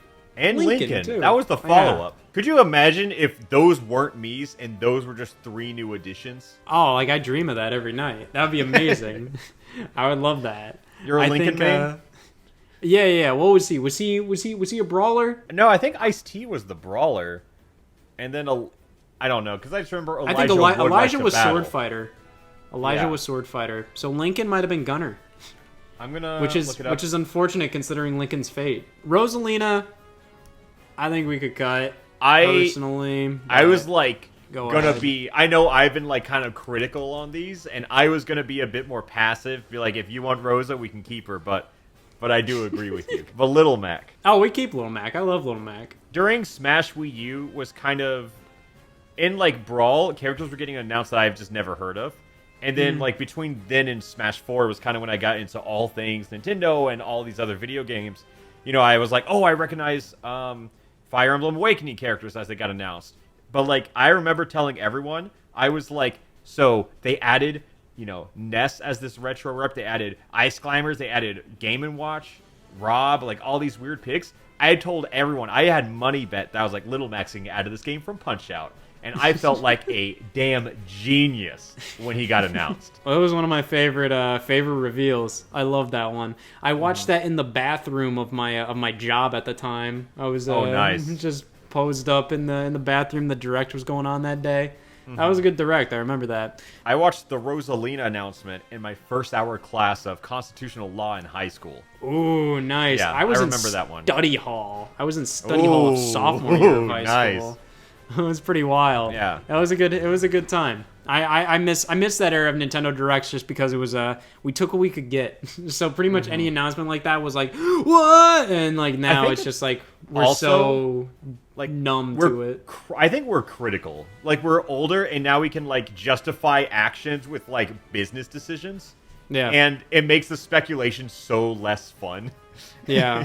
Well, I think speculation on Smash just got unfun for me near the end, just because like it didn't feel like there was as many rules as to like how characters could get in. Not that that's really a bad thing, but more so it just made speculation a little more like, well, I want Mr. Clean, and then it's just like, why? It's just like because I don't know. It's just like I just want him. It's just like there wasn't really anything to say against that. It's just like anything can happen. Who knows? No, it did, and it was kind of. I definitely checked out after of Smash speculation. It was kind of like, I think like I really wanted Joker. Joker got added, and I was like, yeah, I don't care. Yeah. Yeah, after that, it's just, a lot of them felt a little more like businessy decisions, you know? Yeah, I think Steve was obvious. I mean, that's the biggest announcement in Smash history by like view counts. Sora was an announcement that would have made me pop off like if it was Brawl.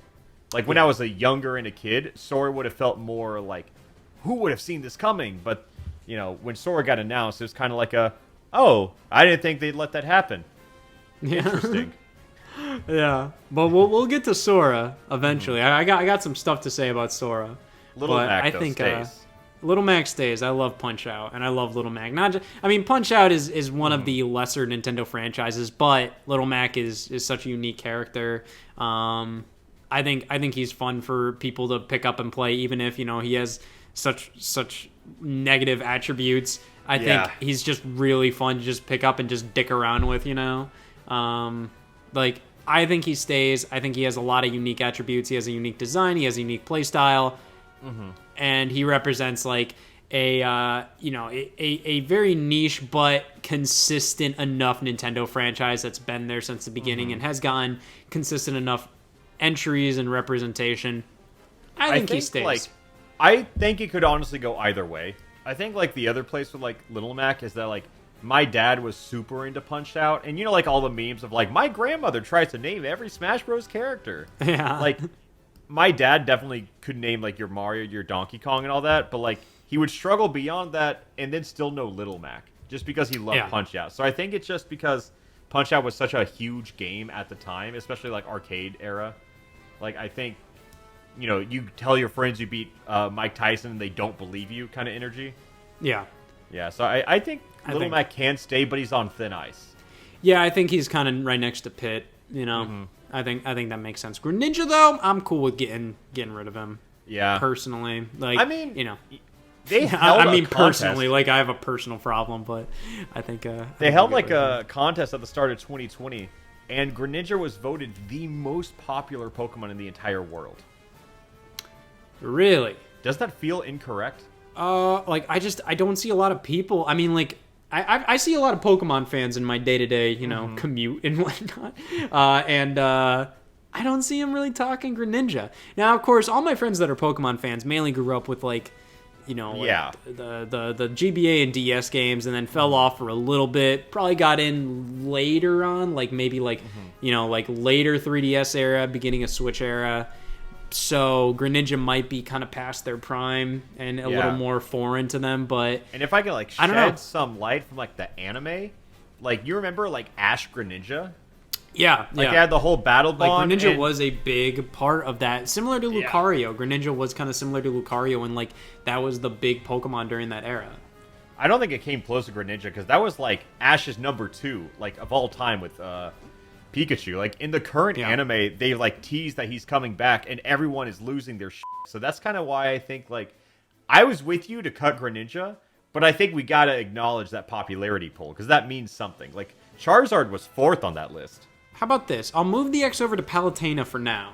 Yeah. And we'll consider going over back, because that's the problem. Like all the Pokemon that we cut, like we're pretty much down to just the OGs, Yeah. So it's just like I think it is good, very similar to Fire Emblem, to at least have like some representation of the modern stuff. So and like I like Incineroar, but Incineroar does very much feel like he was just added newest generation, right place, right time.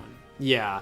Where it's just kind of like, well, like he made sense to be added in Smash Brothers. It didn't really feel like it's just like we asked everybody who they wanted added. This just felt like, well, if we have to have a Pokemon, if we have to add a Pokemon, we'll add Incineroar. Yeah, because I feel like with Greninja, he's unique too. He kind of fills that chic place that we're now removing, and like Greninja is just a cool Pokemon. And given his popularity, like I was instinctually willing to cut it too. But I think like having these Kanto Pokemon, getting a new Pokemon trainer, keeping Greninja, and then adding some Gen 9 Pokemon, I think like that's a pretty round Smash roster. I think you convinced me. We can keep him. Palutena, similar to like Dark Pit, even though, Palutena has a very unique moveset, but in the grand scheme of things, like Pit does a fine enough job representing the Kid Icarus series as a whole. There's 3 games in that series, and most of their representation in this game comes directly from Uprising and not at all from the original NES or Game Boy game. So it's it's pretty much one game. It didn't even like, it has its fan base. It's a great game, but it's like for how popular it is, how relevant it is, I think if like we cut Palutena, but I think if Nintendo made this list, I think they're keeping her because for Sakurai likes it, they like it, and they went way too ham on her moveset in the customs era of Wii U. Yeah. Like, I don't know why she and Mega Man were the poster child of customs, but they were. But it's our list. Exactly, so we cut her. We can get her out of here. Pac-Man, we're keeping him. Yeah, Pac-Man's I love clears. this guy. He's my favorite. Robin, we got Crom, but I'm like, I don't know. What do you think? Keep Robin, Corrin, or Byleth? Robin, I think we keep Byleth because people played 3 houses. Like, I think that's just the thing. That game sold the best compared to those 3. All right, get rid of Robin, even though Robin does have a unique moveset and all that. We're kind of just basing that's how it off I of feel. Like, juggling it, you know? Yeah, just kind of juggling behind, like, yeah, Chrom is more iconic, but Robin has the unique moveset. I mean, you could honestly go either, because, like, Marth and Chrom kind of do fill that same role as, like, speedy swordsman and everything. Like, Chrom is more recognizable than Robin. I don't know, actually. You can kind of go between either one, you know? Either way, we'd keep one or the other. So I'd say it's kind of down to, like, whatever day we wake up. It's just like, hey, either way, we'd cut the correct amount of characters. So either way, we'll cut one or the other. But at this moment, I'm feeling cutting Robin. Yeah, I just think, like, we could cut Chrom instead just because Robin's more interesting, but it's hard. It's hard. From a design perspective, like, Robin looks more unique. Chrom is basically just another, blue-haired swordsman. It's something, Fire Emblem has a lot Robin. of. Let's swap Robin Chrom. Really? You want to keep Robin? No. That's the problem. Let's cut them both. It's easier. No, I'm just kidding. All right. Shulk, I say Shulk stays. Yeah, massive Xenoblade Chronicles fan, and I think, like, outside of that, they just keep giving more Xenoblades, and it's hard for an RPG to get made like that, so I think they could do one of those things where, like, Shulk gets cut, and then they add Noah from Xenoblade 3, if that's, like, the new character out and everything. But yeah, Shulk's kind of like the Marth of Xenoblade, Like, he may not be like the poster child of each game, but he's the poster child of the series. Exactly. So I think he stays. Bowser Jr., I'm getting rid of him. Yeah. He's like the most all unnecessary. 7 Koopalings too? Well, I mean, those are all the those are all skins. Even though, like, for some reason, like, Smash is so inconsistent with this kind of stuff. Yeah. Where it's just like, for some reason, Steve and Alex have to be denoted as, like, oh, Steve and Alex are in the game, but then Enderman and Zombie aren't part of that list. But then Bowser Jr. is just Bowser Jr. Olimar is just Olimar, not Olimar and Alf. So it's very strange. But Bowser Jr. has always just been, like, the most, like, superfluous addition, in my opinion. Right, it used to be he's cool Pikmin that he's and here, Olimar, though. Still. That was the weird thing. Yeah, it has to be Pikmin and Olimar. Until now, it's just Olimar.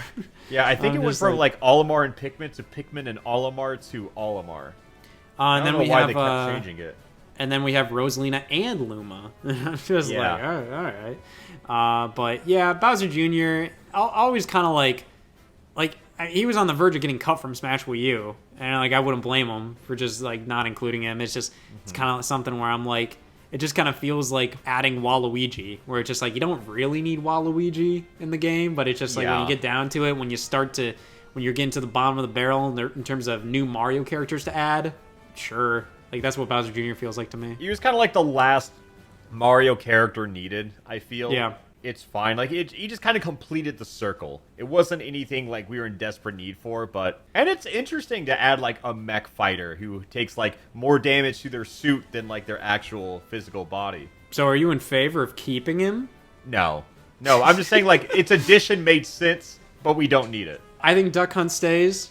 Yeah, I think Duck Hunt makes sense. I think Ryu can stay. I think out of all the fighting game characters that they added from Smash 4 to Smash Ultimate, I think Ryu makes the most sense to stay. Ken, pretty superfluous. I think we can cut him. Yeah. I think, like, if you're going to bring, like, any duo, like, it would be Ryu and Ken. Just because they both serve, like, they have such legacy together.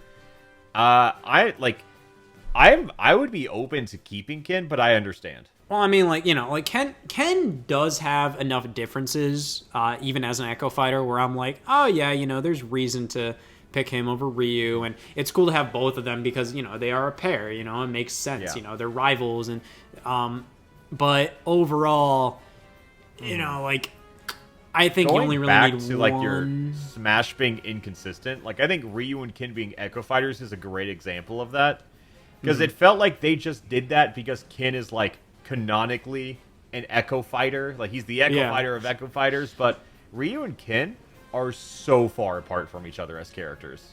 Yeah, it's kind of like, not the same thing, but like Villager and Isabelle, where it's just like, you have a lot of similarities, but, they are different characters, but, like Ryu and Ken are considered like, oh, well, Ken's just an Echo Fighter. It just felt like a very odd thing for them to introduce in Smash Ultimate. Like, why even why even introduce that clarification, you know? Like, and it just kind of messes up the whole roster where it's just like you have the top layer of the all fighting 64 roster. and Dark Samus. Yeah, just Dark Samus just thrown in there, messing everything up. I'd say keep Ryu. Ryu is the poster child for if we're gonna cut Mega Man, especially, you know, that is the Capcom representative. And God, in addition to that, I don't know why they didn't do more with Echo Fighters. Like, I felt like we were gonna get like a DLC pack, right, for like Echo Fighters cheaper or something. It just felt like something where I could imagine them introducing them for like as free updates or something. Yeah, no like, Shadow. Like, that's the crazy part. That was really strange. But they introduced Richter, which, hey, I'm all for. But you know, Richter is a pretty like niche. As in like I remember like when Richter was introduced, like I didn't really know who that was. Like I knew of Rondo of Blood, but I didn't know enough of like, oh yeah, like I didn't. Mr. Rondo of Blood. Yeah, like I was just like, oh, that's the guy from Rondo of Blood, but I didn't know enough about it. So it's just like, and you know, like that's the great thing about Smash Brothers is it kind of incentivizes you to actually learn on things. So I know a lot more about Castlevania than I did before. Yeah. But you know, it feels like, all right, you're gonna introduce Richter, but not Sonic. You know, I mean Shadow. So I just felt very odd. But I think we keep Cloud. I think we keep Cloud. I think like especially with like 7 Remake coming out, I think like Cloud is just he's still relevant, and he's like the JRPG character to me. Yeah, I think 100%. It's just like, and Final Fantasy is like the biggest RPG like series of like, if you're going to include an RPG representative, Cloud makes the most sense. Obviously, like I think, you know, spoiler, I think Hero deserves to stay as well. Same. But I think having both of those characters is like this perfect like, hey, boom, there's your RPG not made by Nintendo representation. Both Square, but that's just kind of how RPGs work. My biggest thing with Cloud, like positive, is that he serves as something massive in Smash history. Because, like, Minecraft Steve and Sora are like, whoa, who would have seen that coming? But in all of Ultimate Prediction, as you said earlier, they never felt impossible. You know, it felt unlikely at times, but I think in a pre-Cloud Strife era, all of those characters felt impossible. I think Cloud Strife was like the first character added to Smash that genuinely did feel impossible. All right, Corrin, we can kind of get rid of. Okay, but hear me out.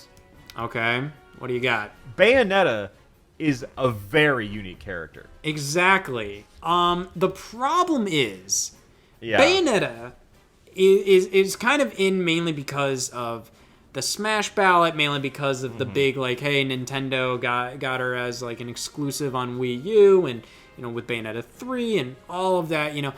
But in the grand pantheon of gaming, while Bayonetta 2 was one of the best games of that year, same with Bayonetta 1 and whatnot, like, does Bayonetta make sense on this roster in terms of gaming all-stars? I think, like, the key word is, like, Nintendo Gaming All-Stars, and Bayonetta is essentially a Nintendo character now.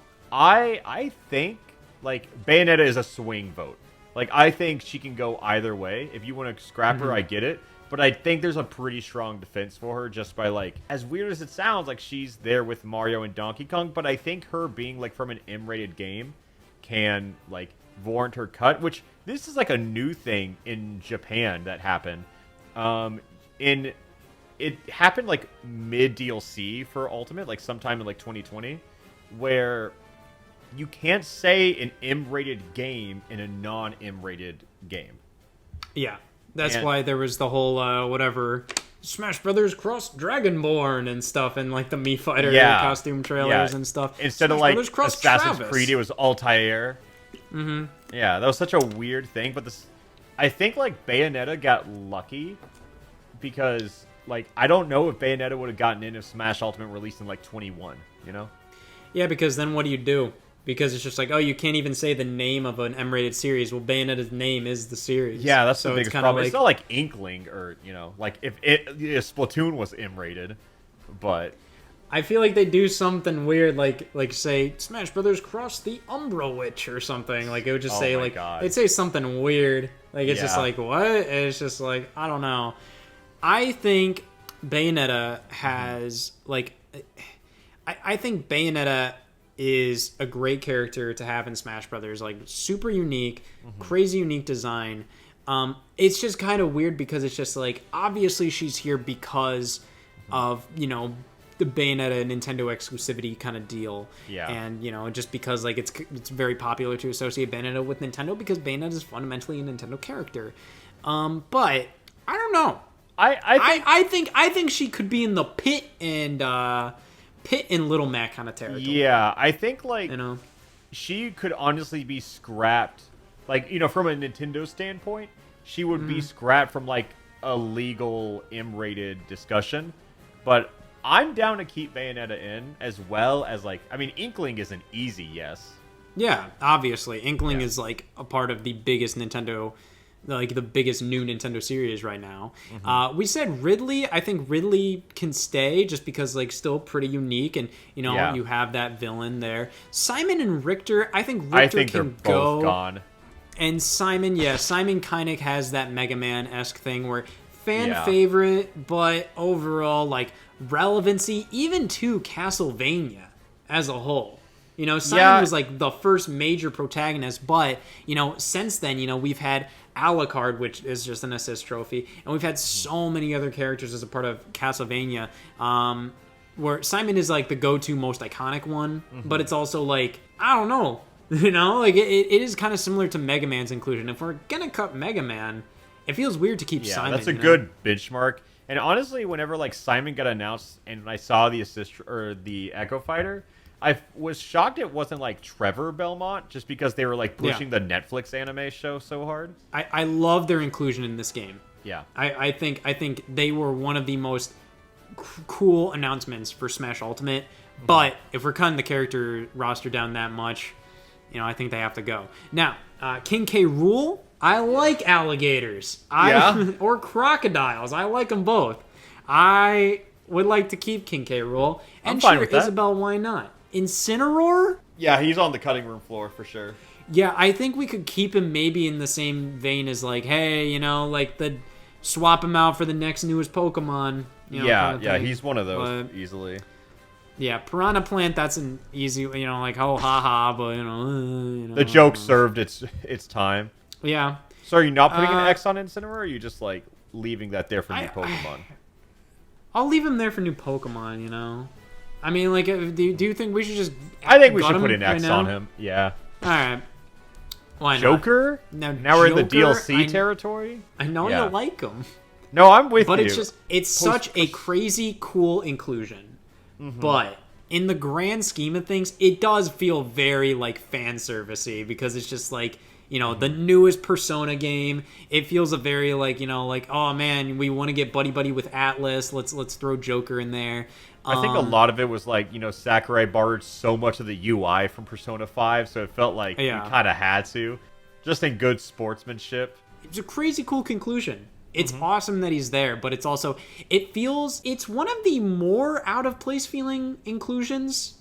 I don't know. Like, is that, what do you say to that statement? Does that elicit a reaction?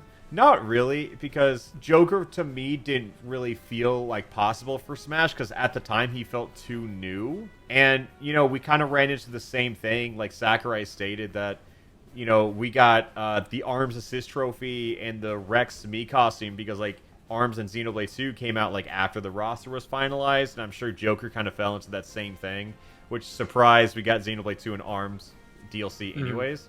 But I feel like, I don't know, it just felt really new, because I guess when Ultimate was released in, like, 2018, like, when Persona came out, like, 2016 in the West, I think?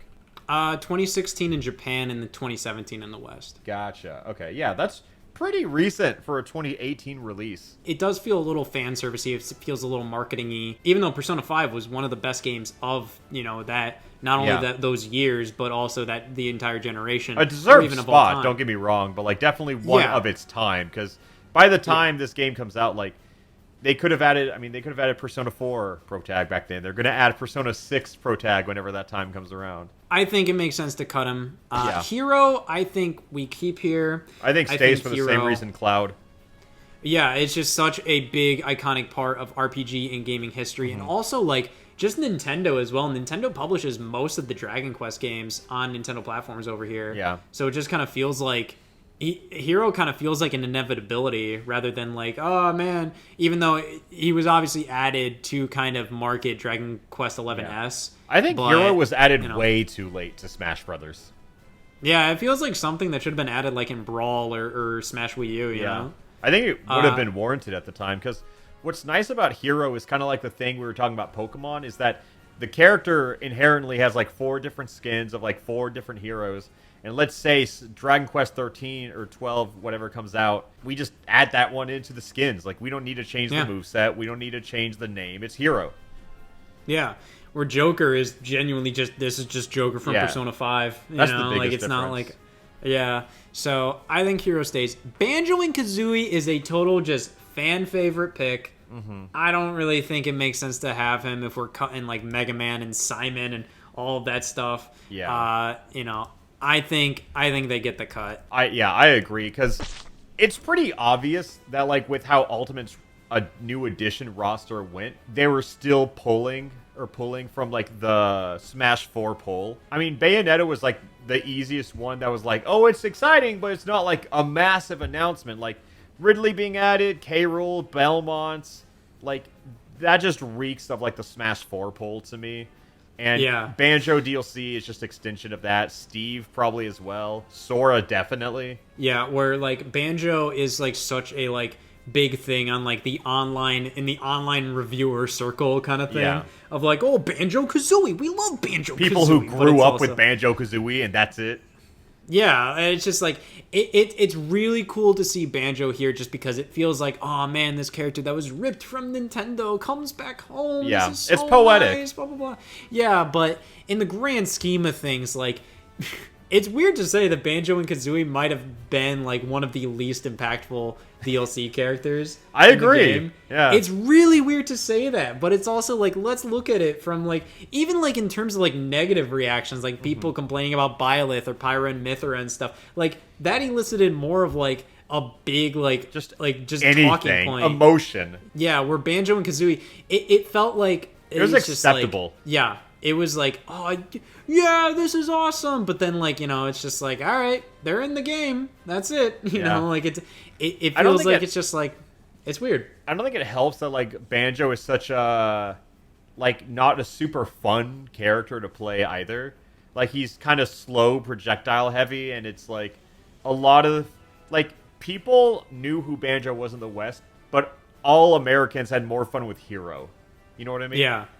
I think Banjo felt like a classic Smash character. He did. He felt like straight out of 64, minus Wonder Wing. 64 Melee or something like that. Where, but I think that's really cool, considering like that's the era of which Banjo was most well known from. So I think, like you said, it's almost poetic that Banjo's in the game and he plays as he does.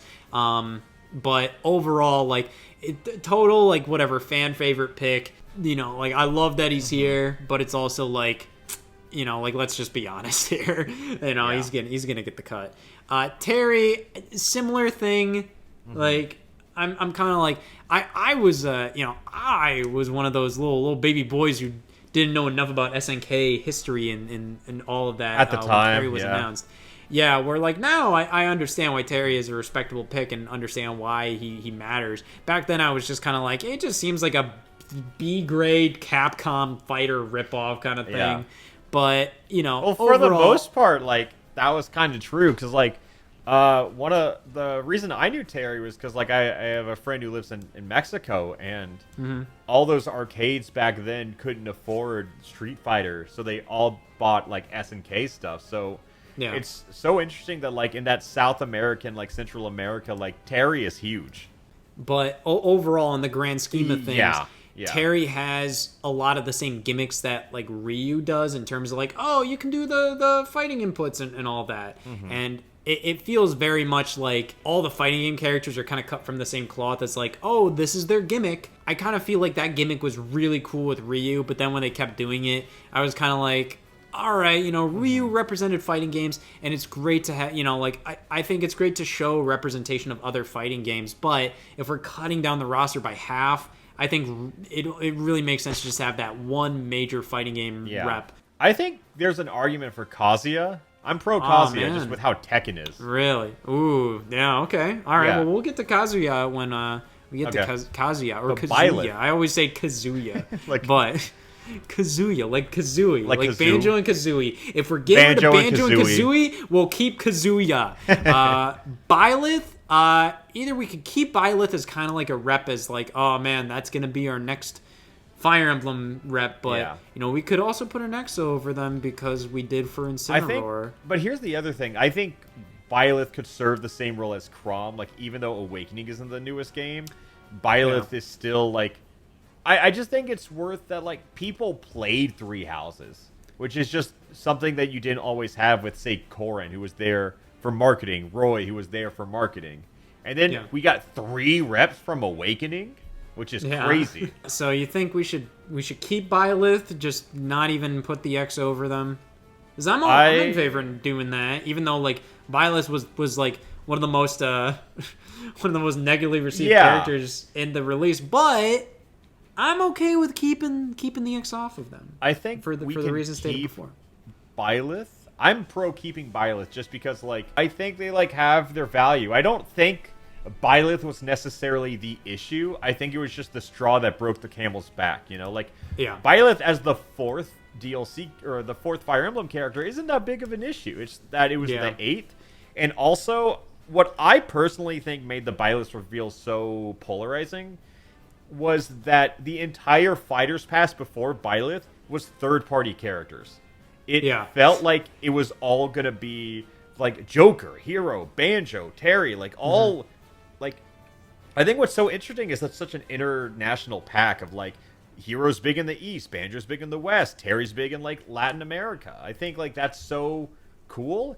And then putting Fire Emblem at the like the cherry on top just felt incorrect. Like even me, a Fire Emblem fan, it just felt wrong. It feels very strange because it felt like we were all getting upset for no reason, where it was like, oh, this was what they were going to end on before the Volume 2 came out? It's just like, well, we knew before Byleth got announced that there was going to be another round of Smash Brothers DLC. So it's just like, I think we were getting upset at like the idea that like, oh, this was the one they were going to end off on, but it's just like, we don't know that. They could have delayed whatever, Min or Steve or something into the next pack. I don't know. My main problem with just Byleth's design was so stereotypical Fire Emblem, where it's just like, for somebody who didn't play Three Houses, they looked so similar to like Marth and Lucina in terms of just like, just proportions, just hair.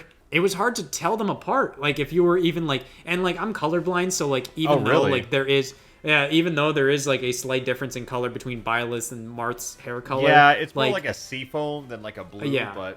Yeah, but it looks very similar to me, so if I am playing on like a standard, like even like the Three Houses stage, like, and it's Marth versus Byleth, it's going to be hard for me to tell them apart sometimes. So, it's a little tricky, but... that's kind of where my main problem with Byleth comes from, is just their design being really similar to like previous Fire Emblem characters. But I'm down to keep the X off of them, as strange as it may be.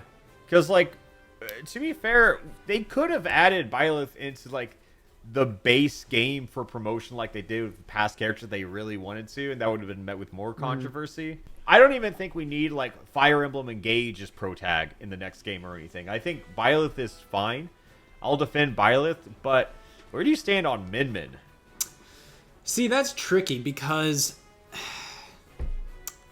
ARMS sold as well as it did because it came out so close to the Nintendo Switch's launch, and everybody was up to just play something new.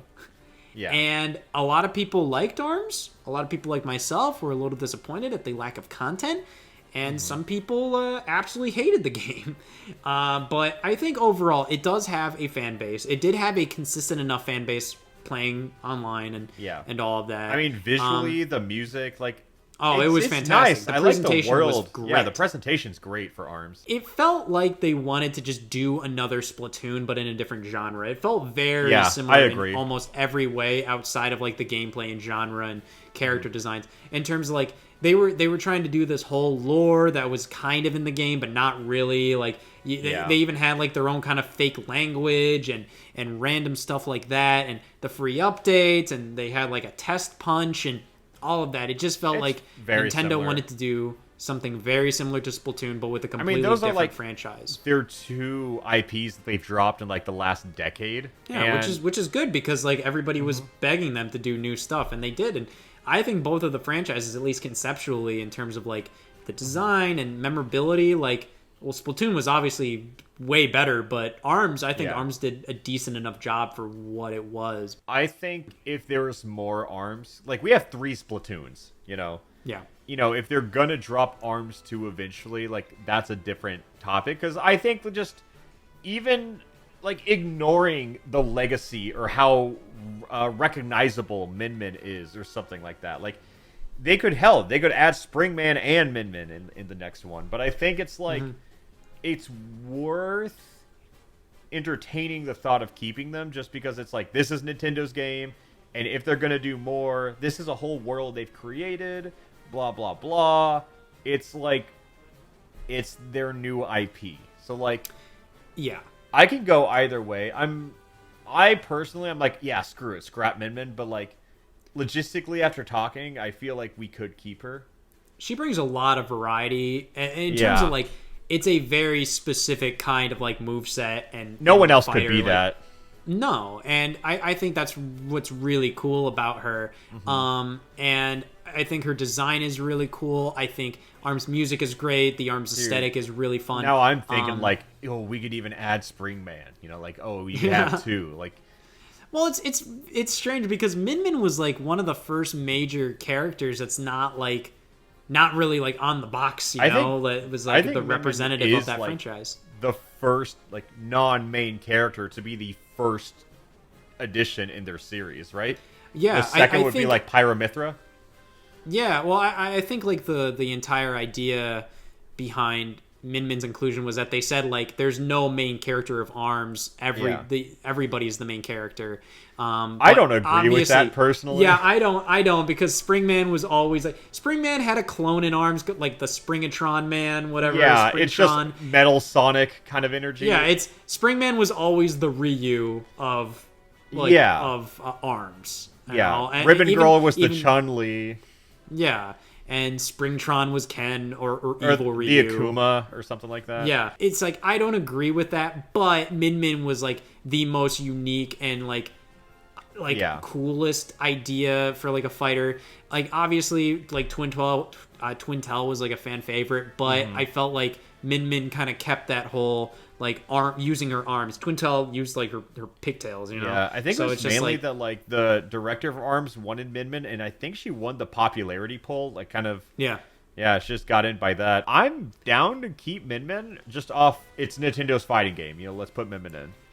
Yeah, you know, I think like near the end of Smash Ultimate, they kind of veered off from like the actual like full-on Nintendo characters. Yeah. You know, even the Xenoblade ones, you know, like Monolith Soft is a Nintendo like second studio. Party. Yeah. Well, I mean, like Monolith Soft is owned by them, but like they still own like copyright to the Xenoblade characters. Like you look on the bottom of the Xenoblade amiibo and it says Monolith Soft and Nintendo, kind of like Kirby. Min Min is like fully Nintendo EPD developed character. So I think she's unique enough. I think ARMS is like a sequel away from being like really, really cool and really good. So it's just like if an ARMS 2 does happen, it's just so slow. Like I think if I could just move around in that game, I would like it a lot. I think that was my biggest issue with it.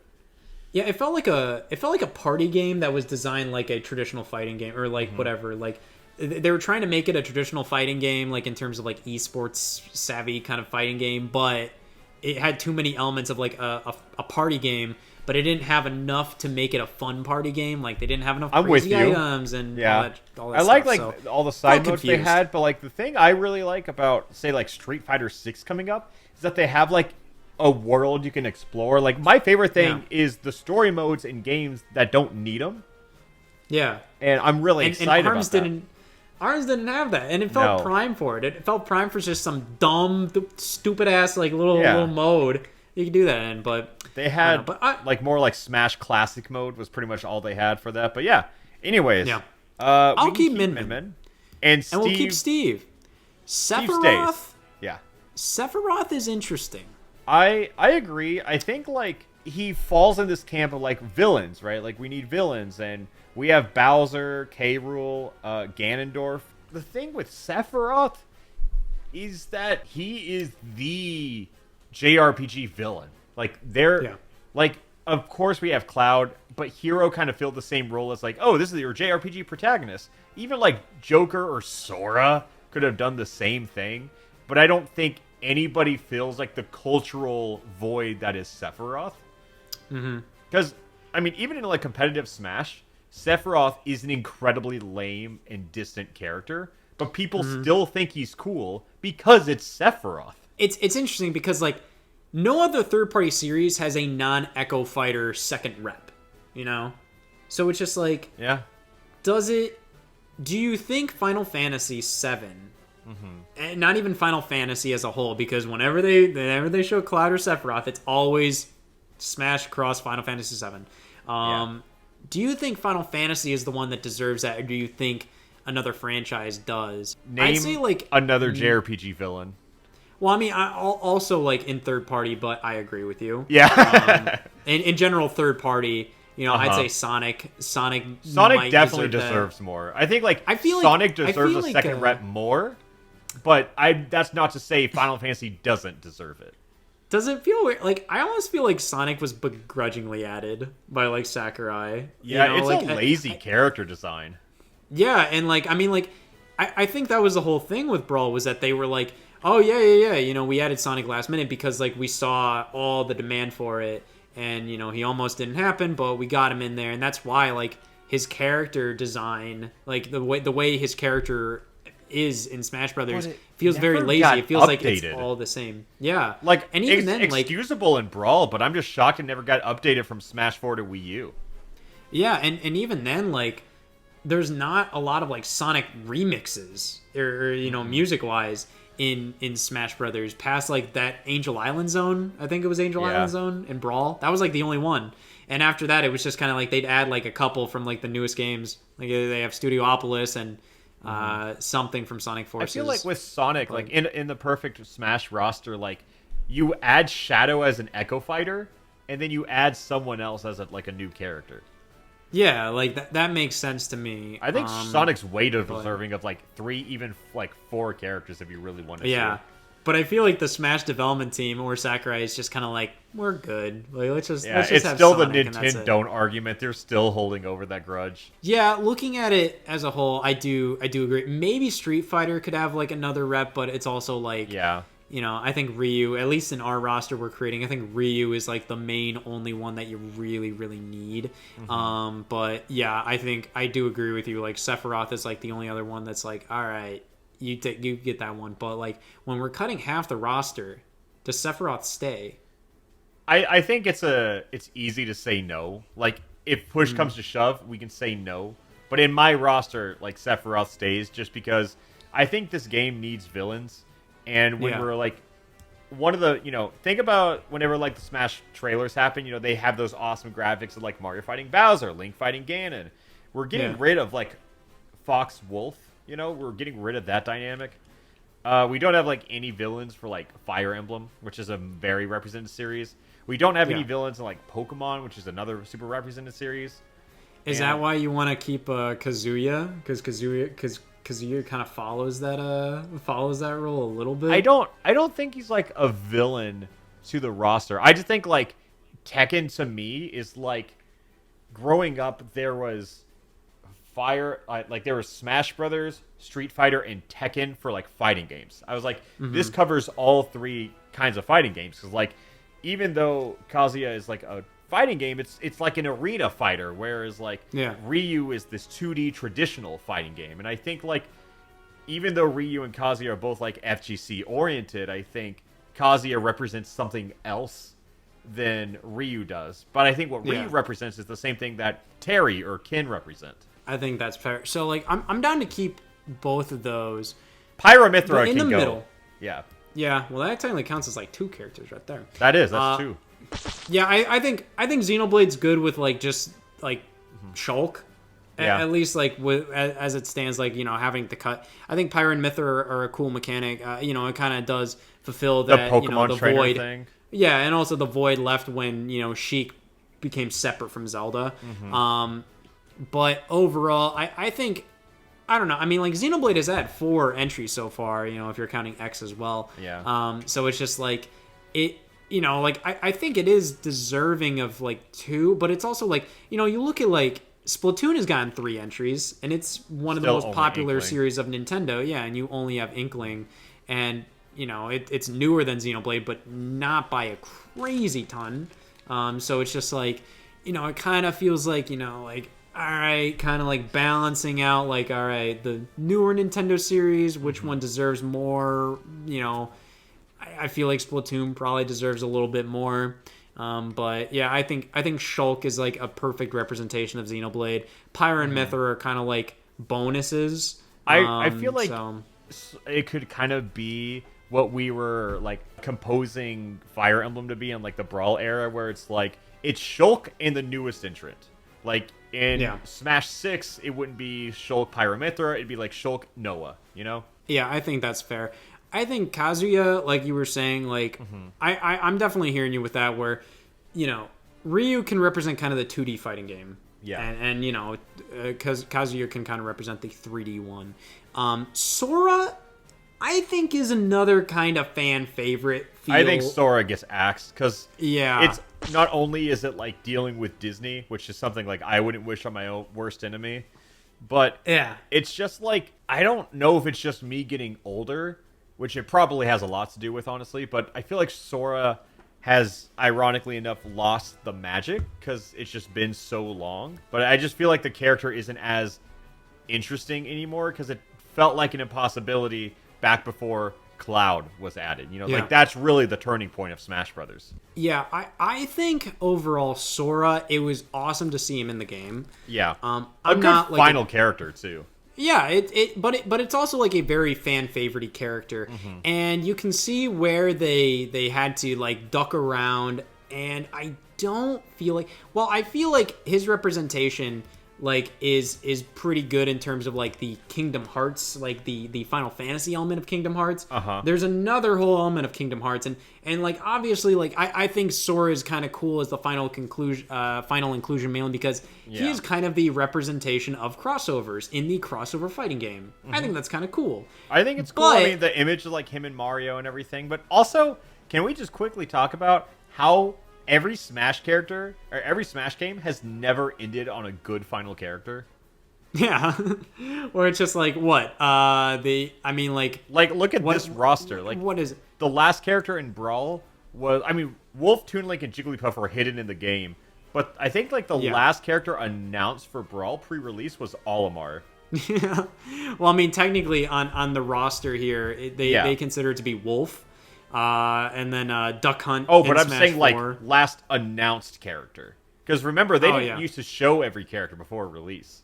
Oh yeah, well it was Shulk in Smash 4. Yeah, it was Shulk, and then it was Bayonetta for DLC. Then it was technically Piranha Plant. and Incineroar, and then Byleth for Fighters Pass 1. Yeah, so technically Sora is probably the best we could have asked for. Yeah. But I do feel like it is really weird. No matter what, his inclusion is a little weird to me. If you include the Disney characters, I'm kind of like, all right, so you're okay with non-video game characters being on the battlefield and all that stuff in Smash Brothers. At that point, like, why are some of the most iconic fictional characters of all time hidden in Sora's moveset when it's just like, at that point, you might as well make Mickey Mouse a playable character, you know? Yeah. But without the Disney characters, it feels like an entire half of Kingdom Hearts is just not represented. Yeah. I'm still shocked that they even got, like, the keychain on the Keyblade. Yeah. I felt like they weren't getting the 3 circles. Yeah, a lot of people, like, theorize, like, it would just be, like, the Smash symbol or something, which I think would have worked. Yeah, and also that's kind of what they did for, like, the Kingdom Hearts Final Smash, whatever. Yeah. It's it's kind of weird. Do you think that was a Disney thing, or that was more so like Sakurai being like, all right, well, we want to keep this to be video game characters? I don't know because like there's I don't no know why history Disney would of be that. so. Yeah, I don't know why Disney would be so tight on that. Where people are like, oh, it's Disney, they're super tight on that. It's just like, I don't know, man. Like when it's Nintendo, they seem to kind of trust Nintendo with a lot of their stuff. Where it's just like they're like, yeah, sure, we want our characters in your Smash Brothers fighting game. Like that's a huge thing to have your characters in Smash Brothers. So it's just like for them to be like, we don't want Goofy in this game. Like I'm like, Also, I feel like that's a little strange. I just counted, and I might be wrong, but I think we have 45. Ooh, like 45 characters left. Yeah. I'm counting 47. Counting the Pokemon trainer as 3. Maybe Pokemon. I didn't. That's what happened. I counted it as 1. Yeah. Ooh. Okay. So we got 7 characters to cut. Let's rapid fire. I say let's do the ones we argued over of like Pit, Zero Suit. I'm fine to cut Pokemon trainer. That makes it pretty easy. Yeah. Cut Pit and Zero Suit. We're down 5. And then cut all the Pokemon trainer, or keep Charizard. Hey, listen, keep Charizard. Well, what if we keep Pokemon trainer and we just cut 3 other whatever nobodies? Because it's just like, why do we keep Ike but keep get rid of the Pokemon trainer? I feel like I think we can get rid of. I think Little Mac. Yeah, if we're cutting Pit and Zero Suit, I think Little Mac needs to get cut. So that's 3. That's 3. We got 4 more to do. I think, like, honestly, Violet's Duck Hunt. Like, I know I spend so much time defending Byleth, but we can get rid of Violet's Duck Hunt. Okay. We got. Dude, if we're getting rid of Mega Man, I think we get rid of Duck Hunt. Come on, he's funny. He's funny. Right. 1, 2. Well, we got 5 now. We got 2 more to cut. Okay. 2 more. Do you want to cut man, Ness? That was kind of like the first one. You can get rid of Kazuya. I don't think Kazuya feels like... He's not family friendly. Super necessary. I don't think Kazuya's necessary. I think it's cool that he's here. I don't think he's necessary. All right, boom. And then maybe Ness. Who else do we have? I think Olimar or Ness is kind of what it looks like. Well, let's be honest. Earthbound's another pretty big fan favorite kind of thing. Yeah, I think... As in, like... Olimar, Bayonetta, Ness. I think somewhere in that 3. Olimar, Bayonetta, Ness. Okay. Well, I think Bayonetta's like our only M-rated rep now, right? Yeah, because we're getting rid of Snake. Yeah, and like Ness is already like, all right, like I know Ness is super unique, but we already have Hero and Cloud as kind of our JRPG reps. Yeah, but this is Nintendo and like a JRPG. couple others. You know what I mean? Yeah. I think Bayo is like super relevant. I think Bayo is more relevant to Nintendo now than Ness is. That's the thing. That is true. That is very true. But why are we keeping Ike then? Because we already got multiple. We got Marth and Chrom and... We got rid of Byleth. Yeah.